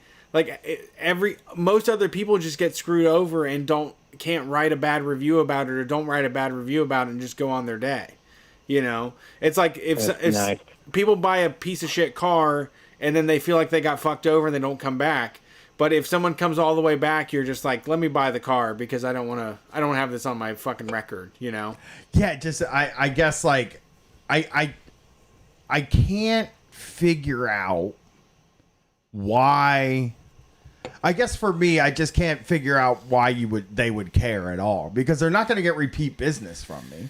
I'm obviously not going to come back. They're trying for that. Yeah, but who does that? Who would, in their right mind, take a car to the dealership to get fixed a third time? You know? And also, how many cars do I buy? Not many. One every like 5-6 years. I'm not like guaranteed. I'm not going to go fucking back there. You know what I mean? I'm not going to go back to this Kia place. I might say to somebody like, hey, they made this thing right. You know what I mean? If somebody was saying, I'm going to go buy a car from this Kia dealership, I would be like, oh yeah, I did business with them, and like, it was a little wonky, but in the end, they really took care of me. But that's not going to fucking happen ever. I'm not going to do that. You know? I probably won't even review them. Yeah, you're not going to give them. They didn't earn a positive review. I don't think so. We always buy on feelings. Yeah. This is an interesting topic for me. I have experience, not specifically with dealing with car dealership people. I feel like that's the next level for me is to deal with what you're going through now, in terms of this thing where we all we have this basically we can all as consumers do this, and we can all you have to do is be nice, but nice but firm, really. It's and there's something to be said about the way the approach that you're having, Brian, that's I think is good, because it will get you something, but the ultimate thing that you have to remember, and this is what I learned over many that I'm just calling into wherever, you know, like Verizon or AT&T or wherever, Apple Store, fucking Genius Bar, those fuckers. I got a great story about the Genius Bar. I got a great story about most recently Verizon. I've got, and it all comes down to just knowing what you want and like that, what it's going to take for you to get off the phone or to leave the place. And it's not about being pissy and mean. It's about being just, if you go in there all fucking, sorry, what was it? Hopping mad, pissing mad, spitting mad. If you go in there all spitting mad, you know, people do get turned off right away, you know, and that's, they're going to want, you're probably not going to get, like, there is something to be said about people that, like, just get, they seem to get what they want because they're shitty and they just, like, managers just want to just fucking give them what they want. But the real people that, like, get fucking, like, the real good stuff, that's like, they're not getting it all the fucking time. It's the people that are really getting fucked over, which, and it sounds like the fucking technician. I mean, obviously the car wasn't fucking right. So you walked in and you were dead honest with them. Like, hey, this is not running right, you know, or whatever. And it's doing this. When I do this, they probably ask you some questions. Okay. And then you sign a paper and then you drop off your fucking car.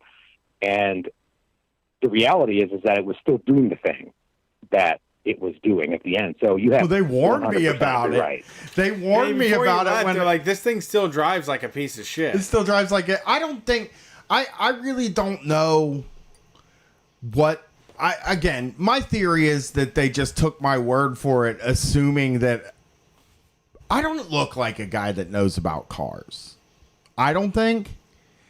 But I do think that there is. Was somebody driving like? Well, if you say these things, did you say it drives like shit, or did they? I did. I said it's. Well, actually, I said it. It feels like it's not accelerating correctly, and it's not shifting gears when it's supposed to. Is what I told them. No, my God, that's the most sounding like you know what fucking cars is. Like what you just said, it's not accelerating correctly, and it doesn't feel like it's shifting gears. Do you know how much more that sounds like what you know you're talking about than the average motherfucker? I actually did not think about that, actually, but he's 100% right. That, like, it sort of sounds like I'm a guy that knows what I'm talking about. It's correct. Well, I mean, it's like, it's the way that a technician would use deductive logic to figure things out, and they go through a certain line, you know, of reasoning and to figure it out. But you telling them that information is great information. Okay, customer says it's not accelerating right. Well, if it's still not accelerating right, and I've just charged the customer $2,000, what did I fucking just charge him for? Exactly. Fuck. That's how I felt too. That's exactly how I felt too. Yeah. Yeah. Well, and see that the rage comes in for me, like there, and it used to like just make me, I would get nowhere, or I wouldn't say anything, and I would just hold resentment. But now it's like I have this ability to. It's really just a fucking waiting game. Like last time I was on the phone with Verizon, 3 hours. Like those fuckers during this COVID shit. It is true. So they did. So I was. You can put enough hours in to get your money back in almost any occasion, I guess. But also, that's true. You also, but like you do hit a certain point, and like it's kind of hard to convey this, but it's like Operation Ivy song Knowledge, where it's like all I know is that I don't know nothing, right? Like what you're trying to convey to this person is that like I don't know anything about this fucking vehicle, but I know that it's not shifting the same way that it did before.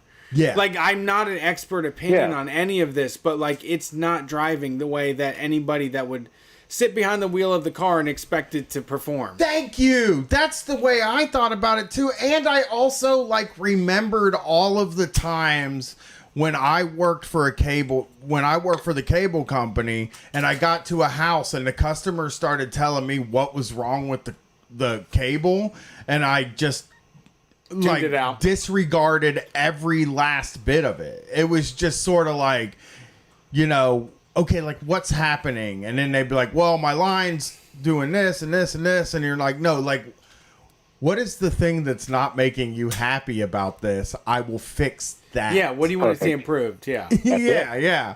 But they That's didn't. it. What do you want? And that's exactly what if you're not getting what you want, Brian, then that's all it is. Yeah. It's as simple as it is. It's just what you described there from how you treated your customers. I mean, and it also Simple. feels good to get $2,000 more worth of work, which people are telling me that like $2,000 to get a catalytic converter replaced is crazy. Yeah, it's outrageous. But I think bundled with the transmission. Yeah, no, it's insane. But bundled with the transmission, I think, is a good deal. I got my money's That worth. sounds like a Black Friday deal. That's true. Yeah. I mean, yeah, for sure. Somebody else doing the work, for sure. $2,000 out the door for a brand new And it's catalytic like, they're converter. on the hook, man. Yeah, and a transmission. Yeah. It seems like I got a good deal. You know, here, and if just it's 'cause still of bad, Facebook. if it's still bad, look, hey, why? Look, just pay me back for this car. Buy this motherfucker back from me. Yeah. ABB value or whatever, like not trade-in value, like the whole fucking thing, and then maybe I'll buy another car from you, or maybe I won't. But I don't want your piece of shit lemon anymore. Yeah, and there's- walk the fuck out. There's more bad Because Facebook fuck reviews you, to be pay me. written. Okay, I'm not going to write another Yeah. bad fit. I might even, let me be honest, I might write a good review when I'm done because I feel like they bought that, you know? For $4,000. Sure. For 50% It's off. all of- labor. Yeah. Yeah. But It for all depends on. 50% It all depends on if that car feels like it does, like it's supposed to feel like to you. That's true, It's too. you're the motherfucking thing you're dependent on, man. You're dependent on it. Yeah, I'm just You know, nervous. I'm it's your nervous fucking it's car. not fixed, you know? Yeah, let's see what happens. That's I know. I don't even give myself room to think yeah. Say about that it not shit. being fixed. Fucking Brian, say that exact sentence exactly to like the fucking service manager. Just say, I'm nervous it's not fixed. Yeah. And say that and say, because it's a feeling. That's a raw ass feeling. And if that motherfucker doesn't care about your feelings, you know, come on. Yeah. And then you really got something going. We'll see. Yeah, now we're at war. Well, hey, we're getting out of here now. So thank you for calling. Okay. I That was all. I appreciate said my piece. it. All right. Thanks for calling. We appreciate it. Good night, guys. I gotta Peace. pee really bad. Like a racehorse. Like, dude, yes. Exactly like a racehorse. Thank you for listening to Street Fight Radio. That was the show. It was a good one. Please support FedFam for Life. You can find them at fedfam4life.org. FEDFAM, the number 4 LIF.org. And you can donate to the cause at FedFam for Life on Venmo. So please do that. Give critical support to the people that deserve it. And, we're going to have them back on. I think that was a good call. Happy to talk to Trey and get their input on what happened. I was surprised that we got to get so intimately into that national news story, but I think we'll do another show soon and try to elevate more of what they're doing here over at FedFam for Life. That's fedfam4life.org. We are Street Fight Radio. We will see you on Wednesday. Brian and I will yell at each other's faces about whatever's happening in the world. And you can watch it on Twitch, Twitter, Facebook, and YouTube. On twitch.tv, we're /Street Fight Radio. Everywhere else besides Twitch, we are Street Fight WCRS. So follow us, fuck with us, spread this mess across the U.S. We'll do our best to keep it blessed and keep it going. We'll see you on Wednesday. Peace.